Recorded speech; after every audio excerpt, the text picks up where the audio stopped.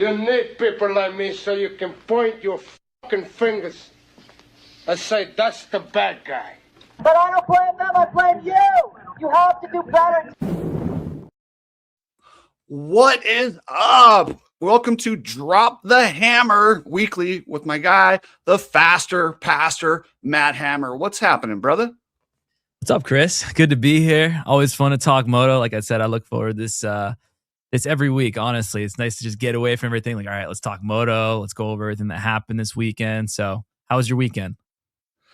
Excellent, man. I've been tied up in this whole Candace Owens / the Charlie Kirk. Have you followed that at all? Actually, believe it or not, I followed it pretty much from the beginning on Candace's side. I kept up with some of the media, but I didn't see everything going on with the trial as of yet. I've been a little bit MIA this past weekend with just everything going on with my music, but I do want to catch up on it. Have you been following? I mean, I'm sure you have with your new media channel and everything. Yeah. If you want, go in there, check that out. And in 20 minutes, I can get you caught up because, it sucks. It's like jumping into a series when they're on season 5 and you're back on season 2. I can get you up to speed so you know what's going on each day. But yeah, I do it a lot faster, so you don't have to sit for 3 hours, and hopefully people will like it. But hey, we got our special guest. Let's bring him on the screen here. Let's see. hey, the man, Brian Coster. So if you guys don't recognize him, he is the voice of Canadian motocross, the famous call, "Whole shot." That's Brian. He does the show right now. He's back calling Canadian Moto as he turned the lights out. That's fine. Don't worry about lighting, bro. Sorry, guys, I was just a little behind there. Don't worry about it. Matt, hey, how's your music doing? How's that new song? It's doing great. I'm super stoked on it. Praise God, it's going really well. Appreciate everyone who went over from the channel, checked it out, streamed it, supported it. The link's below in the description. But yeah, it's going great, man. It's like I said, it's been a lot of work, just like promoting it. Like when I say promoting it, dropping like tons and tons of videos, short form and stuff. You know how the algo is today. It's just a volume game, post. But yeah, it's going great. So really appreciate everyone who's been supporting. Yeah, and I'm stoked that you jumped on here, Brian. I hit you up. I wasn't sure if you'd come on. It is scary because if you come on my show, you never know who's going to attack you. So I appreciate you having balls enough to show up. Oh, brother, I wouldn't miss it, the opportunity. I know what you're up against, and man, it's got to level out at some point, dude. This is they're just being so unfair to you, and you're fighting a good fight, and that's why the faster pastor guys like myself, a lot of people out there supporting you, man. I just had a customer here. I told him I was doing a podcast today. He said, "Which one?" I said, "Oh, Cooksey."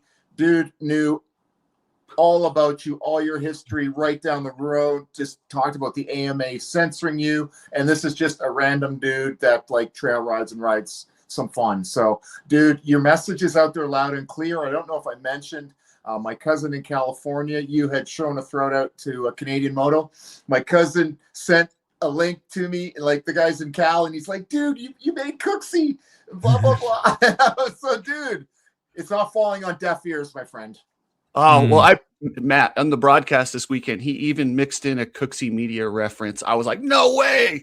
That was awesome. Yeah, I was stoked. What'd you mention, Brian? What was the reference? Well, my colleague Ryan Gold is buddies with Steve Mathis, and so he's mentioned Pulp MX and Mathis on the show, on the broadcast a bunch. So I said, well, I know you're buddies with Mathis, and we've been getting a lot of love from Chris Cooksey at Cooksey Media. So I just said a little yin and a little yang. You know what I mean? Yeah, you get the mattress, and you get Chris, and so we're a little yin and yang, and I felt compelled to throw it out because it's appreciated to get the love on the show. Yeah, the more people talk about the sport in general, the bigger it all gets. And what a lot of these guys like Mattress don't understand is this space. Like if other channels grow, YouTube looks at that and boosts all of our channels. So it's not like we're trying to take each other down. We all grow. It's pretty cool. Yeah, and that's the hard part to get our head around. And I mean, you're just fighting for privateers, the rights, and you talk like these people are all thinking it, Chris, but they don't have the kuyangs to say it because of the censorship. And you know it. You talk about it. You mentioned, Ping knows it.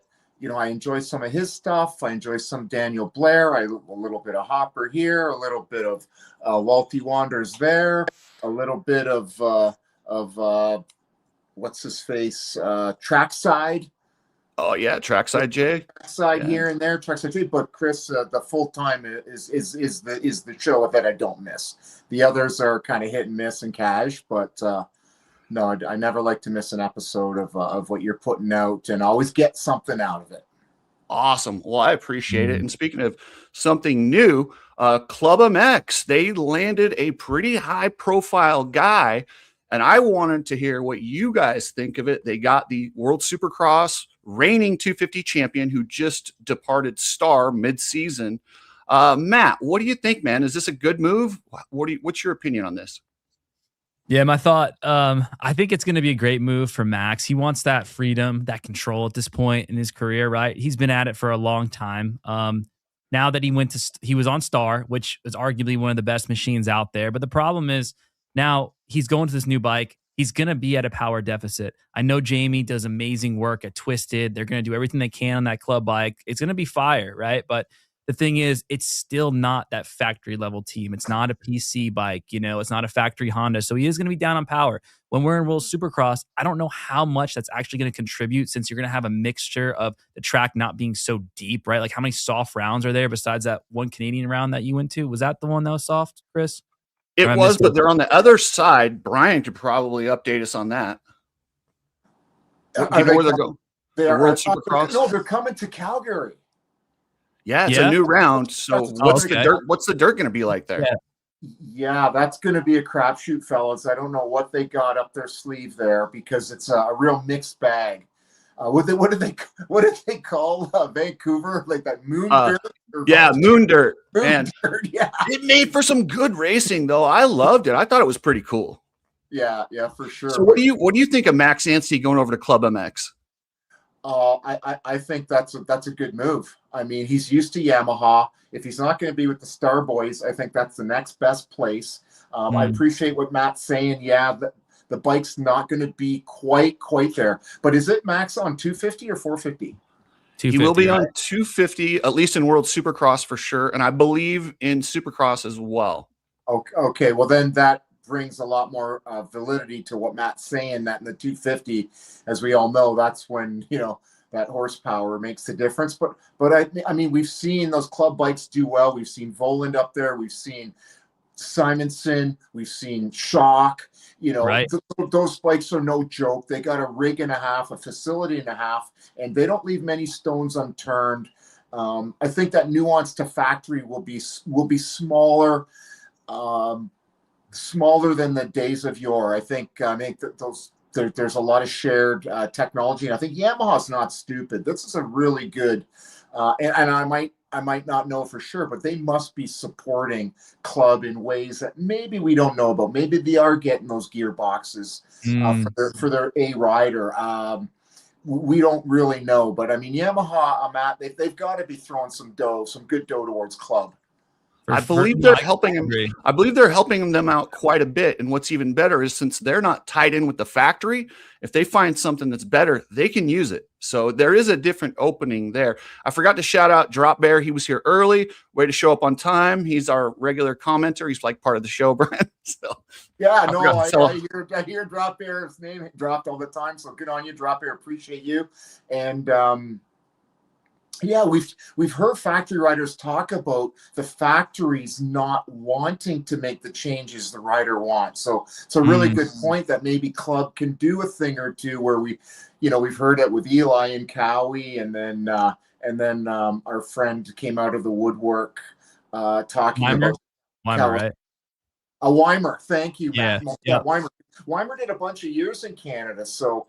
All the riders that ride Canada, I mentioned that when I was on with Chris a year and change ago, when those riders are in Canada, us Canadians, we're like these small little bastard redheaded children. We love any Americans that come up here, and we gravitate to them. We follow their careers, and we cheer for them down south. So Weimer is special to us because he did some of his formative years as a pro up here with Suzuki, and just a beauty interview, and just so pro, so impressed with him when he was like 17, 18. So yeah, to see a guy like Weimer come out and talk about those things, I think that's important to know. Yeah. Hey, Battle Buddy, this is the Hole Shot guy. I think we can you give us a hole shot? Is Nano Extreme still with you? What's that? Nano Extreme still a sponsor? Oh yeah. This is the Nano Extreme alias MX Gear Cooksy Media Hole Shots. Who's gonna get that shot? Oh, doing it for the people. Doing it for the people. That's so sick. I want to actually mention one thing, Brian. I asked Chris. I was like, "This is the Hole Shot guy, right?" Like, because when I was a kid, like my dad was showing me Canadian motocross a long time ago, and I can't even remember if this was on like OLN or one of the old TV networks. And I'm talking like Dusty Klatt. I'm talking Fasciotti. And I remember this might have been like 05, 06. I was like on 65s or whatever, and I just remember watching it, and it was like, oh, it was so cool. These announcers bring so much like life and entertainment to the sport, and I just got hooked on Canadian since then. And I started watching it like in between, in between the pro races. But it's super cool, and I was blessed enough to be able to race up there as well. And I raced up there in 2015 and 2016. So I did race some rounds up there actually, and really enjoyed it. Oh, dude, that's so great to hear. As a little tyke watching those, were great riders too. The riders you mentioned were so fast. What tracks did you race in Canada, man? I raced Saint-Denis, Deschambault, and then Overton. And yeah, I love those. I actually know, and I did what was the one with all the ruts that's like super in Walton. I did Walton. So I did those the 450 class. My best finish was like 9th overall in 450. So well, I would have saw your name on the results and maybe thrown you a shout. And I wish I had known who you were. Or we were pretty accessible. I wish I got a chance to meet you then. But those tracks were epic. And I don't know if you were up there the years when I was talking to Chris about the Benoit, the Benoit rivalry with Vince Freeze. I was there. No, I was there. So here's a funny thing. I was training at Georgia practice facility at the time. So I was right near Fasciotti when he was training there. Like my motorhome was only like 100 feet, 75 feet away from him. So we would actually go to Bell's Sand Track to ride together a bit. And then I rode with Benoit a lot because he was at GPF at the time. A lot of the Canadians, and then I know Crown was there. So a lot of the Canadian guys came down and we would all like do motos together, which is pretty sick. So it's a lot of fast, a lot of great guys up there, a lot of talent. I was gonna say probably those guys. Pettis was sick. I hung out with him, was in the gym with him for a while, and rode with him. So it was really cool. I'm pretty tight with all those guys. I mean, I know Joey's dad a lot better because he was more in my age. We did the age classes and stuff. His dad is a multi-time Walton like plus 40 champion. So no, Joey did great at Southwick. He got 24 or something. So it's great to see Joey back. But yeah, really soft spot for all those guys you'd mentioned, and I hope they treated you well. And they are good dudes. And Jess is really good friends with a really good friend of mine, and Jess is friends with. I'm friends with Jess as well. I love him and his family. Yeah. So Joey Crown, he's actually the suspension guy for Club MX. That's kind of cool. Where Max Anstey's going. So. Right. No, it is sick. How do you feel about that move though, Chris? Before we move on to the next thread here, with him going to Club, we didn't get a chance. Other than I was hoping he'd find a way to get on factory Kawasaki as a 450. But as far as World Supercross, that's literally the best option other than Star. And I love the facility, especially for an older guy like Max to go to a facility that's like the UFC Performance Institute, where he can do his cold plunge, his red light therapy, and everything is there to get the best out of the athletes. I think it's the best thing for him. And they really wanted him because they got a lot of young guys, and it's all about atmosphere and chemistry. And they really believe that Max can come in there and offer a lot more than just what he offers as a rider.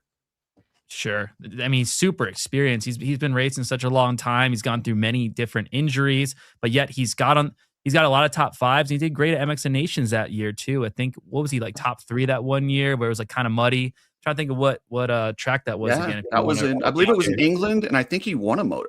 He did. I'm Yeah, certain. I'm pretty certain he did win at least one moto at a donation. So Max, no joke, beautiful interview, super fun, upbeat. Sometimes it gets going on and on and on, and you can kind of see the director going, right. I've interviewed him. It's funny. He just goes. You've interviewed him, Chris? Yeah, you don't even have to ask questions. You give him one question, and then you sit back and listen. Yeah. He's a beauty that way, so it's awesome. Yeah. Hey, but we did have some rough days on Saturday for a lot of guys. Nick Romano had a pretty serious back injury. Joe Shimoda broke his collarbone. Christian Craig had that back injury. Sasha Kunin broke his collarbone. And I was going to ask you guys, like, that's a lot of injuries. And for Southwick, that's not typically one of the more dangerous tracks. I'll start with you, Matt. Is it because of the speed? Because they did open up the track and make it faster, and the average speed was almost 50 miles an hour. Yeah.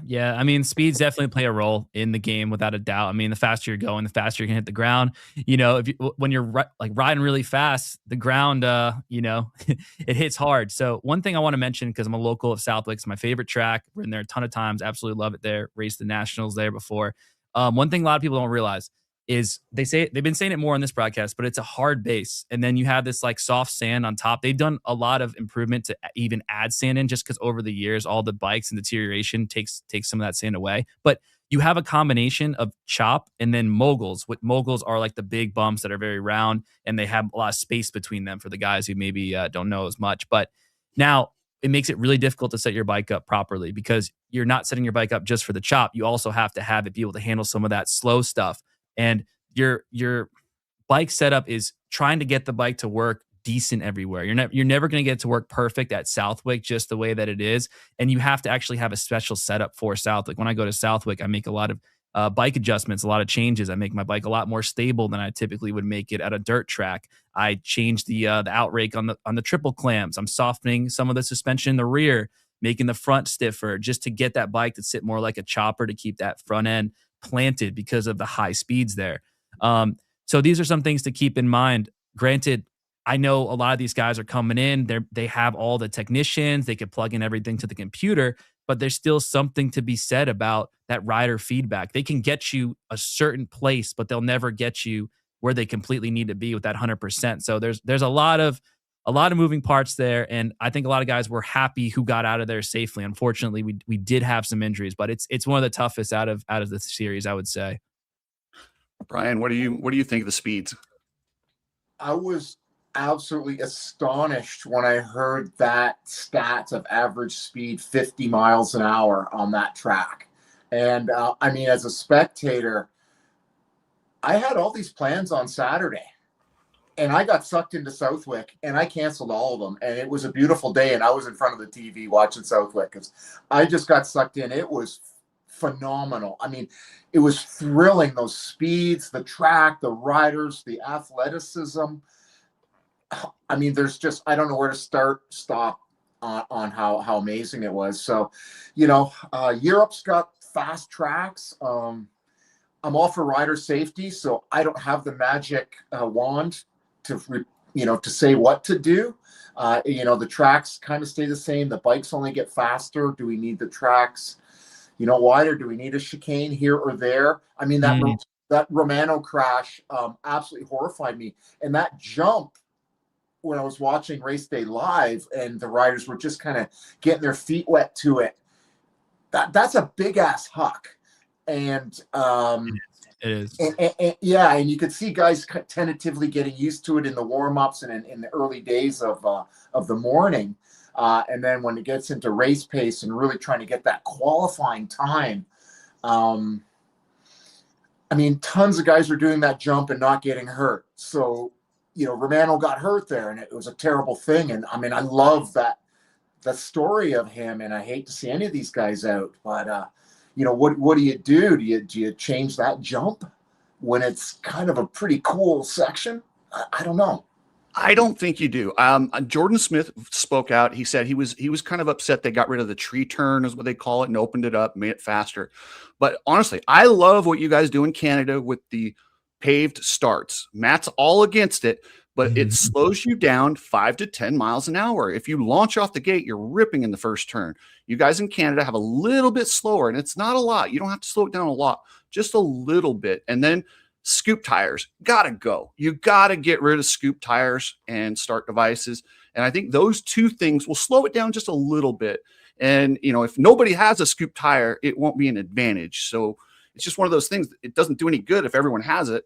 And when you get behind a guy with the scoop tire, you just get blasted. So I think those got to go. Yeah, quickly, I'll iterate that. I learned from Matt that those spec tires are different compounds that wear real quick. So, you know, if you've already got a sick intermediate spec tire that, you know, Joe Privateer's not getting, you've already got a bit of a leg up. And yeah, we don't really need that scoop tire, and we don't need the start devices. And not all our tracks in Canada have cement. They're either dirt or cement, but no steel grates up here. And also in the 250 class, 252 strokes can run head to head against 254 strokes. I love that rule, by the way. That's quickly. Yeah. No, I think that's really sweet. Yeah. So let's get in. Speaking of the 250s, normally we start with the 450s, but Sasha Kunin, oh my goodness, is this guy crazy? I've been talking about him for a while, and I'm glad the American fans to crash leading by 15 seconds, break his collarbone, not just get up and then pull away from Davies with the broken collarbone and no goggles. I don't even know what to say. Start with you, Brian, on this one. Oh, guys, that was heroic. The way a Euro kid can come into America and win those fans so quickly is a beautiful thing. And yeah, it is troubling to see, you know, how much foreign talent is in the series. I mean, we love to see the American kids up there, but it was really astonishing to see Sasha ride and all those close calls on that first lap. And in that first moto, he just sent those first two mounds where he passed Davies like to stamp his authority, and then he whacks his head off the fender, stepping off, almost crashes in the first turn. He had about 7 near misses, and he was unreal. And what he did at the end with that broken collarbone, I saw his voice as soon as he came in, and the girl had to help him pull his helmet off, and you could read his lips right away. He said, "I broke my collarbone," or "I think I broke my collarbone." There was no audio on it, and then later on he repeated it, but you knew right away. And I was just at home, my jaw dropped. I'm like, oh my God. You could see the disappointment on his face. You know, and us guys, we all know when you break something, Matt. You know, like it's like I crashed and I'm like, hey, what's up? I broke my ankle. I go to the hospital. Sure, shit, I broke my ankle. We busted enough stuff that we know. Yeah, it's not like a baseball player when they say they're hurt. No, motocrossers, we've broken enough stuff. We know when it's broke. Matt, what did you think of Sasha? I was really impressed. I mean, it's kind of exactly what you said. He's like lightning in a bottle, this kid. Absolutely flies.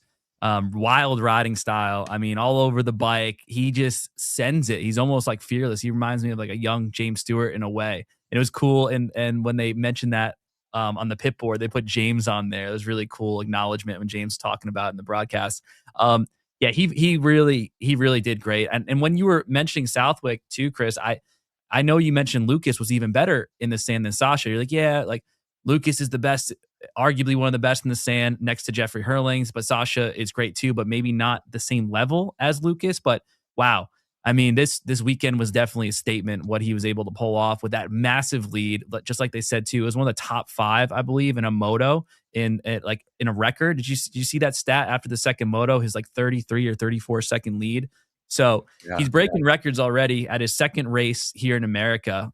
He's got incredible speed. So if we could just keep him in one piece, you know, that's going to be him. Like if he could just beat himself by not crashing or getting hurt. I said this a long time ago with Jet Lawrence, you know, with Hayden Deegan, like some of this generational talents, you want to call them, if they can just stay healthy and endure, they'll be at the top. And this kid's really impressive. Yeah, you're right. Lightning in a bottle, but nobody has the cap on the bottle for this kid, and it could fly out. I quickly wanted to add, I don't know if you said it, Matt, that you know, he won a moto in Colorado, completely different soil, comes out and waxes them at Southwick. So this guy can ride it all, and I think that's the one advantage of Europe. They have such diverse soil, track prep. So not quite as luxurious, let's just say, as the I U.S. like So, that. Right. so these guys are riding a lot of snotty conditions, and there's a little more rain, and they're tough dudes. And these Koenen, these Belgian boys, and that tribute with Roger de Coster. Oh my God, I needed a tissue. That was so beautiful. That was amazing. Oh, yeah, and the toughness. And speaking of toughness, Matt and I have talked about this guy, and he's one of the most talented riders out there.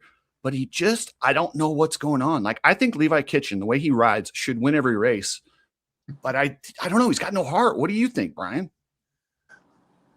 Man, I mean, he is so good, so talented. He just seems like such a good guy. He's like he'd be like, it seems like he'd just be a great neighbor to have and to sit around and do stuff. Like, he just seems like a real amicable, nice guy. And I got a soft spot for him. And he is so talented. I mean, it's a really hard sport. We know how hard it is, and everyone approaches it different. So maybe doesn't quite have the dog of a Deegan, but I mean, there's still some dog in there, and he's smart. You know, if he knows the points, he might lie down. But no, you're right. When you see him get passed towards the very end of the race by a first year pro in Caden Menier, yeah, that's. You know, he's got some soul searching to do. I would agree. But you know, as well as I, that you know, when you hit the wall and you've pushed yourself to that point, maybe there's nothing left to dig from. Maybe there was some exhaustion there, and you know, on that track, how easy it is to make a mistake. Look what Hunter did. That guy was like, you know, Jet caught up. He gapped another quick second. And then he went over the bars with 5 minutes to go. Right. So maybe Kitchen's just overcautious and in those critical moments. Don't know. What do you think, Matt? Yeah, you know, I've always been tough on Kitchen, but like Brian said, I think he seems like a nice dude. Like, he seems like a cool person to chill with, hang out with. You know, let's go ride, let's go hit this track. You know, on a practice day, but something's a little off. And if I'm a betting man, ever since that Daytona crash a long time ago, in my opinion, he's never been the same. Like, we've never seen that really like special speed that he had, where he really would send it and just ride that edge. We saw a little bit of it when we were watching him versus Hayden. I believe that was at the Supercross. That was his hometown Supercross. He was kind of close to Hayden this year, but besides that, we haven't quite seen it, in my opinion, from Levi. He's a bit too hot and cold, especially with his age. Not that he's old, but in this class, you know, compared to the young guns coming up, he has to lean on his experience. I'm not seeing that high level speed and that talent that I saw in his younger years prior to that big incident at Daytona. Yeah, for sure. You know, seeing Caden Menier pass him late, and Caden Menier, he's giving these veterans, he's giving them a fight towards the end of these motos. He's not a guy you want hounding you. Joe couldn't pass him. He passed Kitchen. Like, he's really leveling up. What did you think of that performance, Matt? Yeah, no, it was sick. I mean, hey, when we did the rookie watch, I was all about Caden and Menier, and then I was about Dundee as well. Like, they're really impressing me. And that's the thing, when you have kids that are 16, 17, 18, all in that range, you're going to have hot and cold moments. It's really hard for them to put that together. I mean, look at Loretta Lynn's. When you look at the schoolboy class, it's like, it's all over the place. It's like sometimes someone could win a championship by just going consistency and maybe not even get that one on the board. And I think a lot of that is still translating into the pro ranks right here. So once we have another sophomore season under their belt, you know, then junior, it's gonna be go time, right? Like, look what we've seen out of Davies already and what he's able to pull and bring to the table. So I don't think Menier and Dundee will be too far behind. Brian, what do you think of Menier and Davies? He had the opportunity to open it up and really take control, and he kind of made some mistakes, but I saw enough dog out of him that I think he's going to be okay. What do you think? Davies is he's pretty gifted, and he's a pretty smart rider for his age. I think he's got good people around him. I think what you hear about him is people tell him something once, and that's all required. Like, he takes it in, he does it. So a lot of respect there. And, you know, I think he needs to work on his interview skills. He was super funny when he was just a young kid and he didn't have any thought or any thought of what he was doing. He just was off the cuff. But now I think he's overthinking maybe his interviews, and if he doesn't get that win, he's not happy. So I don't think that he's not winning him any fans unless he starts to lighten it up a bit and start to build his personality. I think there's lots to pull from there, but he needs to parlay that in front of the camera. I think if he wants to keep people loving him and cheering for him, he's got a little work to do. Munir just smiling all the time. Just he's a beauty. So I think that kid's got a bright future, and he's proved that it's not just a one-hit wonder. And like you say, you are struggling with that consistency at that age, but he's kind of showing that he can be consistent. And he's coming right back on big stars. Like they'll pass him, he pass him back, and then he'll just follow him and work him and ride him. And I mean, the kid's got some grit and he's got some toughness. So I really like what I'm seeing from him, and he's proving that he is a guy that belongs. And Dundee, man, I hope nothing but good for him. I enjoy watching him race. Good American kid, I believe Texas, right? Yep, Texas, but I think he's one of the facility kids too. Is he not, Matt? I don't know what facility. I have to look back on that. But it's hard to tell these days. A lot of kids are facility kids, though. When there's so many people at these tracks, at GPF, at MTF, Club MX. It's a lot. Guys, there's nothing wrong with a facility kid. That's only fantastic to have that kind of environment, and it shows they're serious. It shows they want it when they're willing to uproot themselves and stay at a facility like that. I think that's pretty cool. But I'm really impressed, guys, with all those youngsters in the class, like from the combine or next or whatever these goofballs want to call it for the flavor of the month. But yeah, however you want to mount it in, this young crop is pretty impressive. Yeah, 100%. But I will say this: these kids living at the facilities and racing a couple times a year. I think you're seeing the European system with EMX and the development they have doing longer motos. They almost seem to be more developed. I mean, the Lawrences came from there. Coonans are coming from there. I think we got to get back to racing more. Yeah, that's a good point. Don't want to cut you off either, Matt, but I quickly want to say maybe at one time, like in Europe and even in Canada, we had races on Saturday for qualifying. So it wasn't that, you got to set that time that you're just blistering fast and risk it all for that time. But then there's more risk in another start. So it can go both ways. Yeah, but I will say the guys that are coming up to do your series, and I know, unfortunately, they both got hurt in Way and Cade Johnson, but what they're doing is giving them race experience. They're learning racecraft. They're making mistakes up there that when they make down here and you make those in your rookie year, you get fired. But if you make them up here, they say, okay, just learn. Yeah, and Matt knows that very well too. When you're coming up, Matt, you see, like yourself, a lot of up and comers coming up to race a series, or even, if you're close to the border, come up for a few of the close ones. Yeah, no, it's cool. It's absolutely worth it.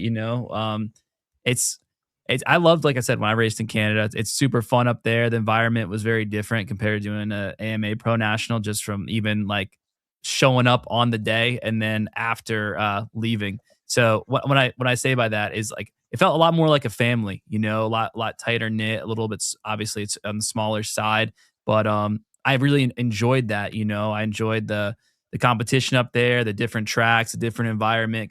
It was cool to be able to still race some guys that could come here and finish top 10. At the time when I was doing 450, like I think there was like Mike Alessi up there. There was I think Metcalf did it, and then Fasciotti was the champ at the time. So it was really a phenomenal experience to go up there. But I'm happy, Chris and Brian, that there are kids that are taking the time to go up there previously to develop, to get those race reps in. I like to call it, so they don't make those mistakes in the AMA series, just because you might not get that second chance. If you get hurt and you lose that ride, it's very difficult to gain that back. Kind of circling back here to the Romano story about him getting hurt. Hopefully he's able to keep a ride or not, get something back from the results that he's been able to show. But time will tell, because I don't know if he was on like a race by race deal with Mitch. But yeah, Chris. Yeah, and one more guy I wanted to talk about. And Matt, you were what's that? Oh, I thought that they were giving him an extension for next year. I just kind of felt that, or I don't know where I might have heard that. I hadn't heard that, but I hope they do. I think he's either. earned it. As of yet. Okay. Beaumaire, how good. Now, Matt has been really difficult on my guy because he is a West Coast guy. He's hard packed. He's from Lake Havasu. I'm sorry. He had a horrible start. Did you see what Sasha did to him off the line? And I don't think it was on purpose, but like 5 feet out of the gate, Sasha made a right-hand turn right in front of him. And like I think he'll learn. Don't line up next to Sasha in the future because Sasha doesn't know where he's going. But he came from so far back to get up there in sand, what people have said he's not good in. Did he prove himself, Matt? He proved himself. No, he proved himself. I kind of ate my words there. You know, I'll admit when I'm wrong. I'm humble enough to always do that, you know.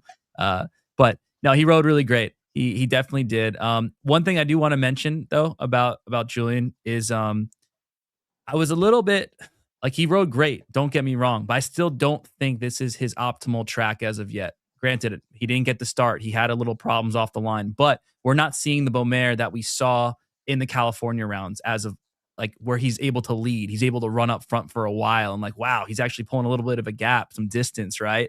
So he's still riding great, but I think he's holding his own. It's like, all right, if you're the points leader, you're kind of maintaining right now. You're not falling off too much. But he did ride more spectacular when he was out west compared to here. But from what he did here previously, this is definitely a big improvement. So I'll give him that. You're hard to impress, Matt. Wow.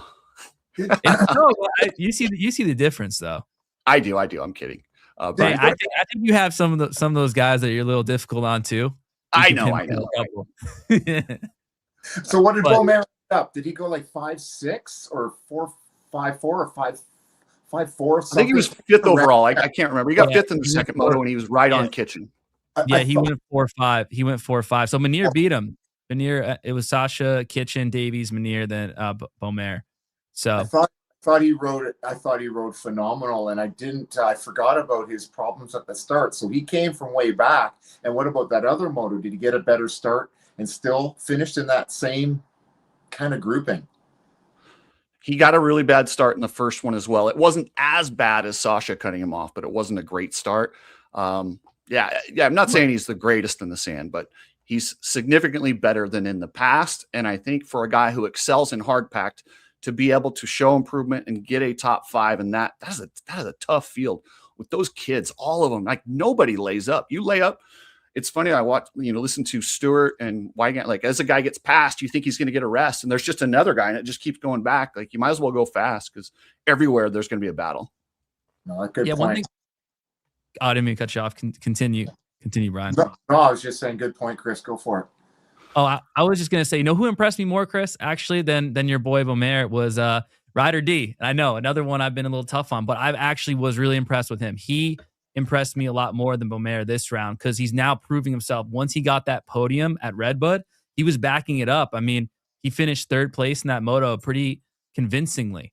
Now, I don't know what happened exactly the second moto, but he's able to do this. If he's able to keep doing this, he's going to gain a lot of confidence. And then the next thing is a 2nd place, and the next thing's a win. So, yeah, that was really cool to see out of Ryder D. Yeah, and Casey Cochran. I mean, Brian, did you see Casey's bike smoking, and he still kept fighting and salvaging? And it's hard. They're on a team that's going away. It's kind of weird in that atmosphere. Yeah, pull for both those guys. You know, they've had such a up and down career, and they were both such prodigies.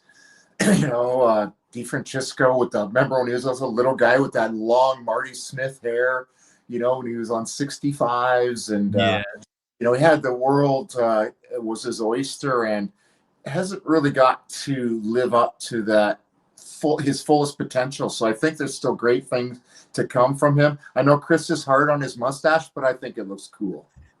I don't care. I don't care about the mustache. I just like the mustache looks cool, bro. I just think I just want him to think for himself. I don't want him to be a follower. I don't care about the mustache. I know you've busted his chops on it a couple times, but I think he looks almost like Errol Flynn, His was real weak. I mean, it definitely, I don't know. I'm like, dude, if you can't grow a real one like yours, maybe just let it go. He's pushed it out a little bit, but no. You get on the podium, you grow whatever you want. Yeah, he's holding his own. So no, I think he's doing great, and I feel so hard. I feel so much loss for the industry to lose Husqvarna. I mean, it was a really cool team.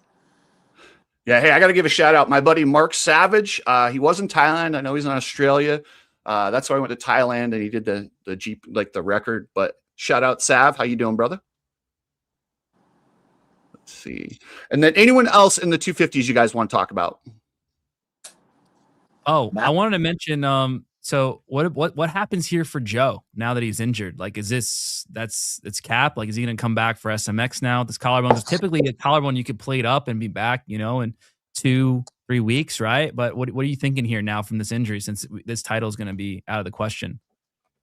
I don't know that he can plate it. He's already plated it once before. I hope he didn't re-break one of the same, or so that I don't know which side he's broken or if it's a new one.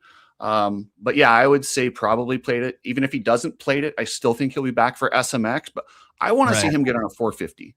He's already got one 250 title. He hasn't done this Supercross outdoor that everybody likes you to get, but he at least has a title, and his style translates to a 450. The way he rides the bike, I think he will be good on a 450. I think he could instantly be in that top 5 battle right there with like Prado and those guys out of the gate.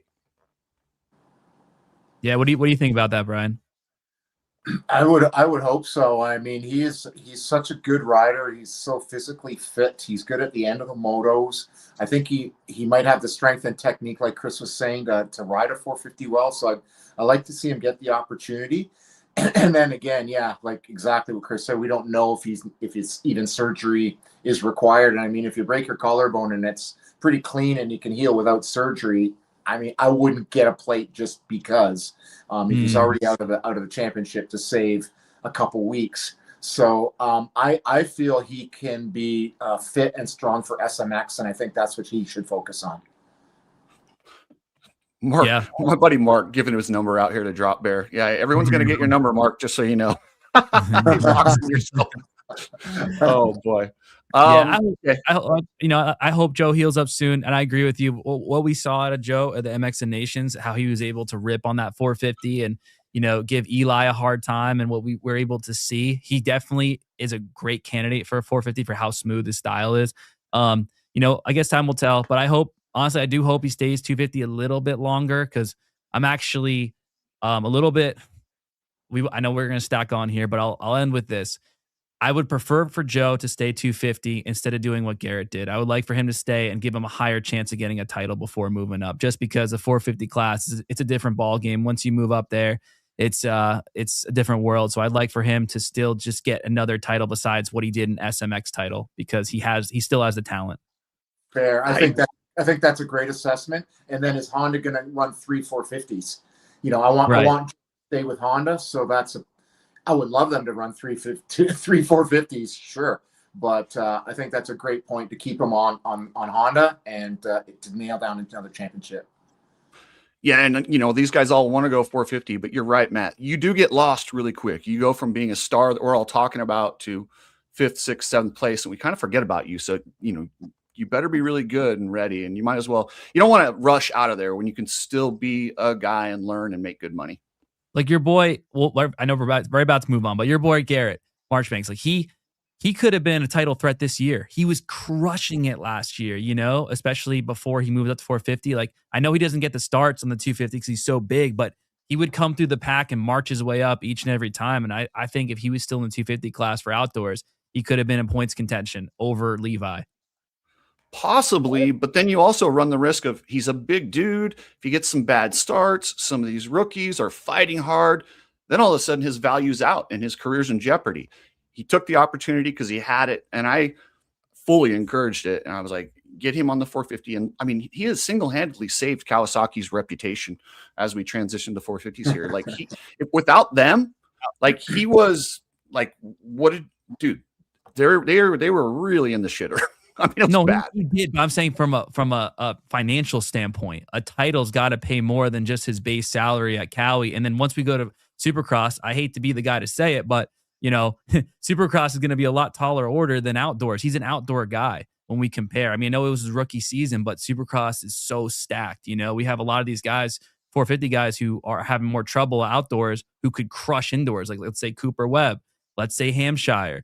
Let's just take a few guys that are going to be finishing in front of Garrett in Supercross who he could give a run to or beat in motocross. I think you're sleeping on him, and I don't think he would have got a title in the 250. It didn't suit him, but that's just my opinion. You get podiums in the 450, you're making some good money. Yeah, by sponsors, not by the payout, as we know. Yes. You want money, go to Canada. There's a little bit more there. Not a lot, but at least they pay somewhat back. They're only paying on overalls here. They're not paying per moto.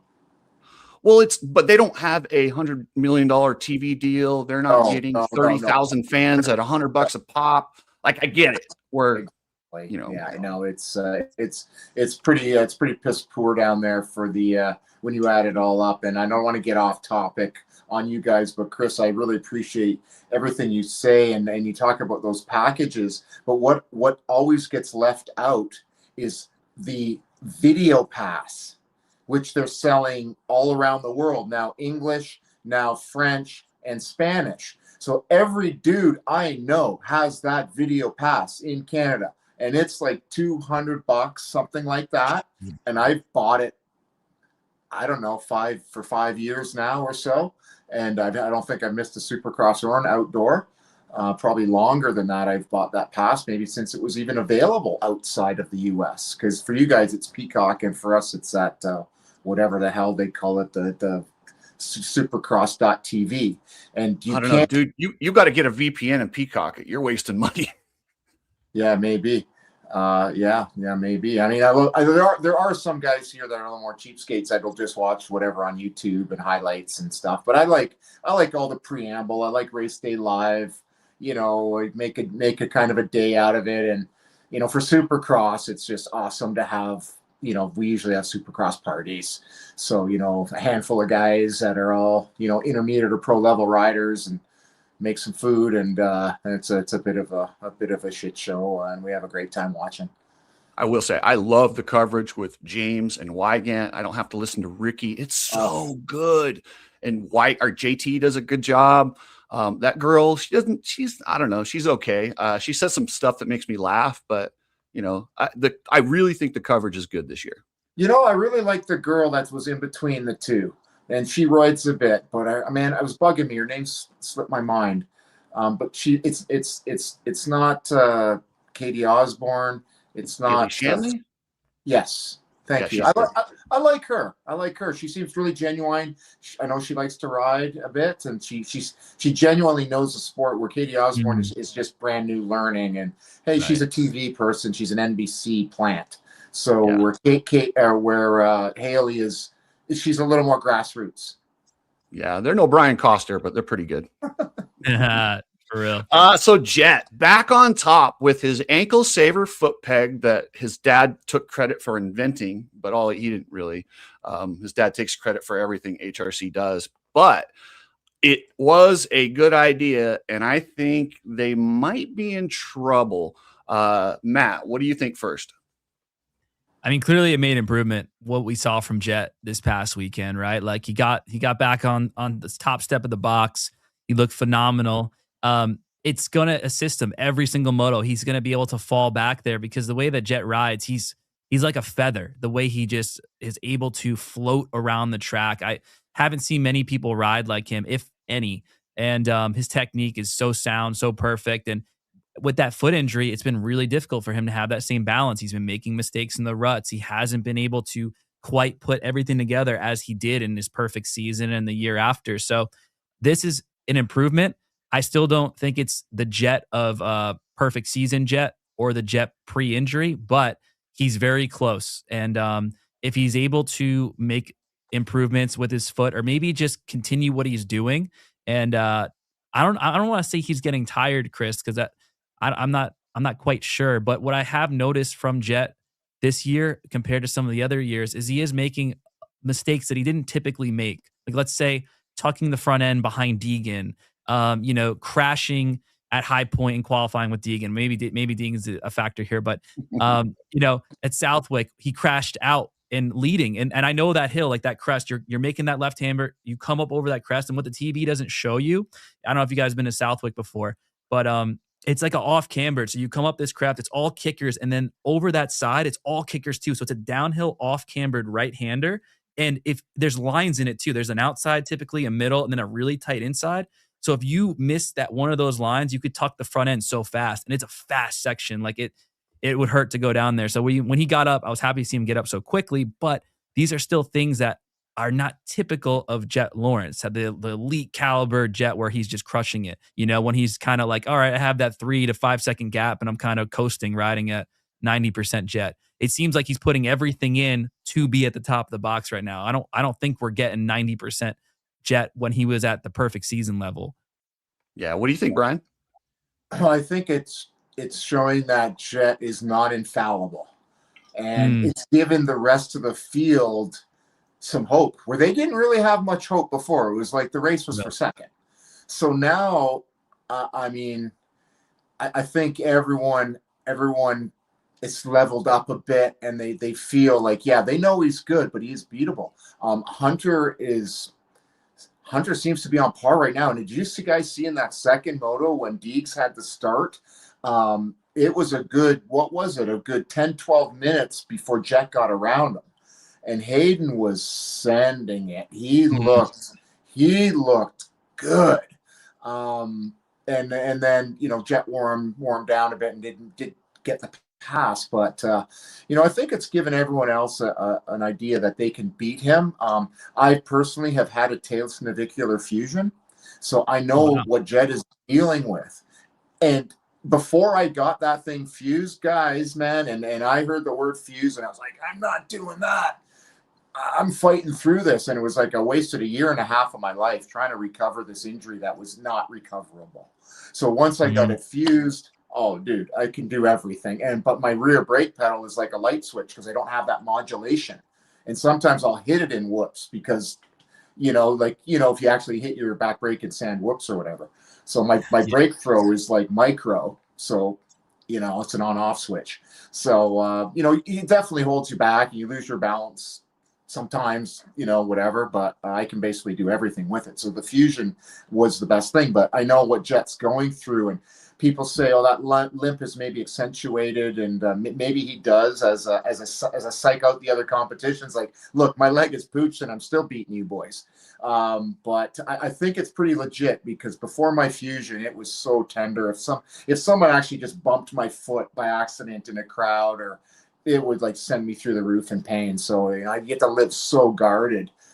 So I had a big staple put in there and bone grafts, and I can rock and roll. But so I kind of know that is a nasty injury and Jet's working through it. Yeah, my buddy Jameson, he's a foot doctor, podiatrist, and he let me know. He's like, listen, he's going to limp forever. And he said that bone will probably fuse on its own, but like yours, I guess, didn't fuse on its own. He said a lot of times when you're riding and doing stuff like that, it will fuse on its own eventually, but he's probably going to always limp. Do you still limp, or does it bother you at all? If I didn't get the surgery, I would be a total gimp, because when the surgeon went in there, just the bone was dead. So I guess he said it just flooded out with his pus. So he just basically Swiss cheesed the bone by drilling it so blood could get in there. So he just Swiss cheesed the whole thing, and the bone, because he said the bone would just shrink and die. Like just shrink, and then my foot would just be like a friggin' club, I'd be a total gimp. So that luckily I had a great surgeon, and I broke it in Toronto Supercross 1990 is when I originally did my foot in, but by 93 I was back on the bike. So it was a big step back, but you can't come back from it. And so I just don't know. Obviously Jet's got a fantastic team. Whether he will ultimately get a fusion or not, I mean, that's up to them. But, I kind of sympathize a little with what he's going through. And I'm glad Dazzy came up with that foot peg before Fastway. Yeah, no. Hey, either way, I'm surprised more guys don't use that Fastway peg. And I think in a few years, you're going to see a generation. I think pegs are going to change because with like guys like Matt teaching everyone, and it's the right way to ride on the balls of your feet, but you're also putting your ankles and Achilles in a lot of pressure. So, the next adaptation is put that there to kind of protect them. So, right. Hunter, he's got a lot of pressure on him this year. So he's making way, way less money than Jet. And, he wants to beat him because if he doesn't, like, little brother's going to have a lot more money and he doesn't have any leverage if he doesn't beat him. You can almost see it when he was out front. He was just pinning it. He's going for it. What did you think of Hunter, and what does it mean to him if he wins as far as a contract or no contract, Matt? What do you think? Should he ever leave that team? I would not leave the team unless it was a ride that he's very confident to go to, maybe Star or KTM, a team that's already really established. I'm not saying the others are not, but it would have to be a certain bike and a certain offer. Money talks, right? And you only can do this sport for so long. So I think his family would be cool if he did that. But there's also a benefit for them riding the same bike. It's pretty neat to be at the same track, same facility, ride the same bike and be like, hey, bro, let me try your bike. Oh, I like what your bike's doing here compared to mine. Let me make that click on the suspension or on the fork. So there's benefits to being on the same motorcycle and that progression that they can do in the development of the machine, right? Like essentially the new 2027 Honda 450 has been developed by them, the Lawrences and Trey Kennard and a lot of people behind the scenes helping with that operation, right? A lot of great minds over there.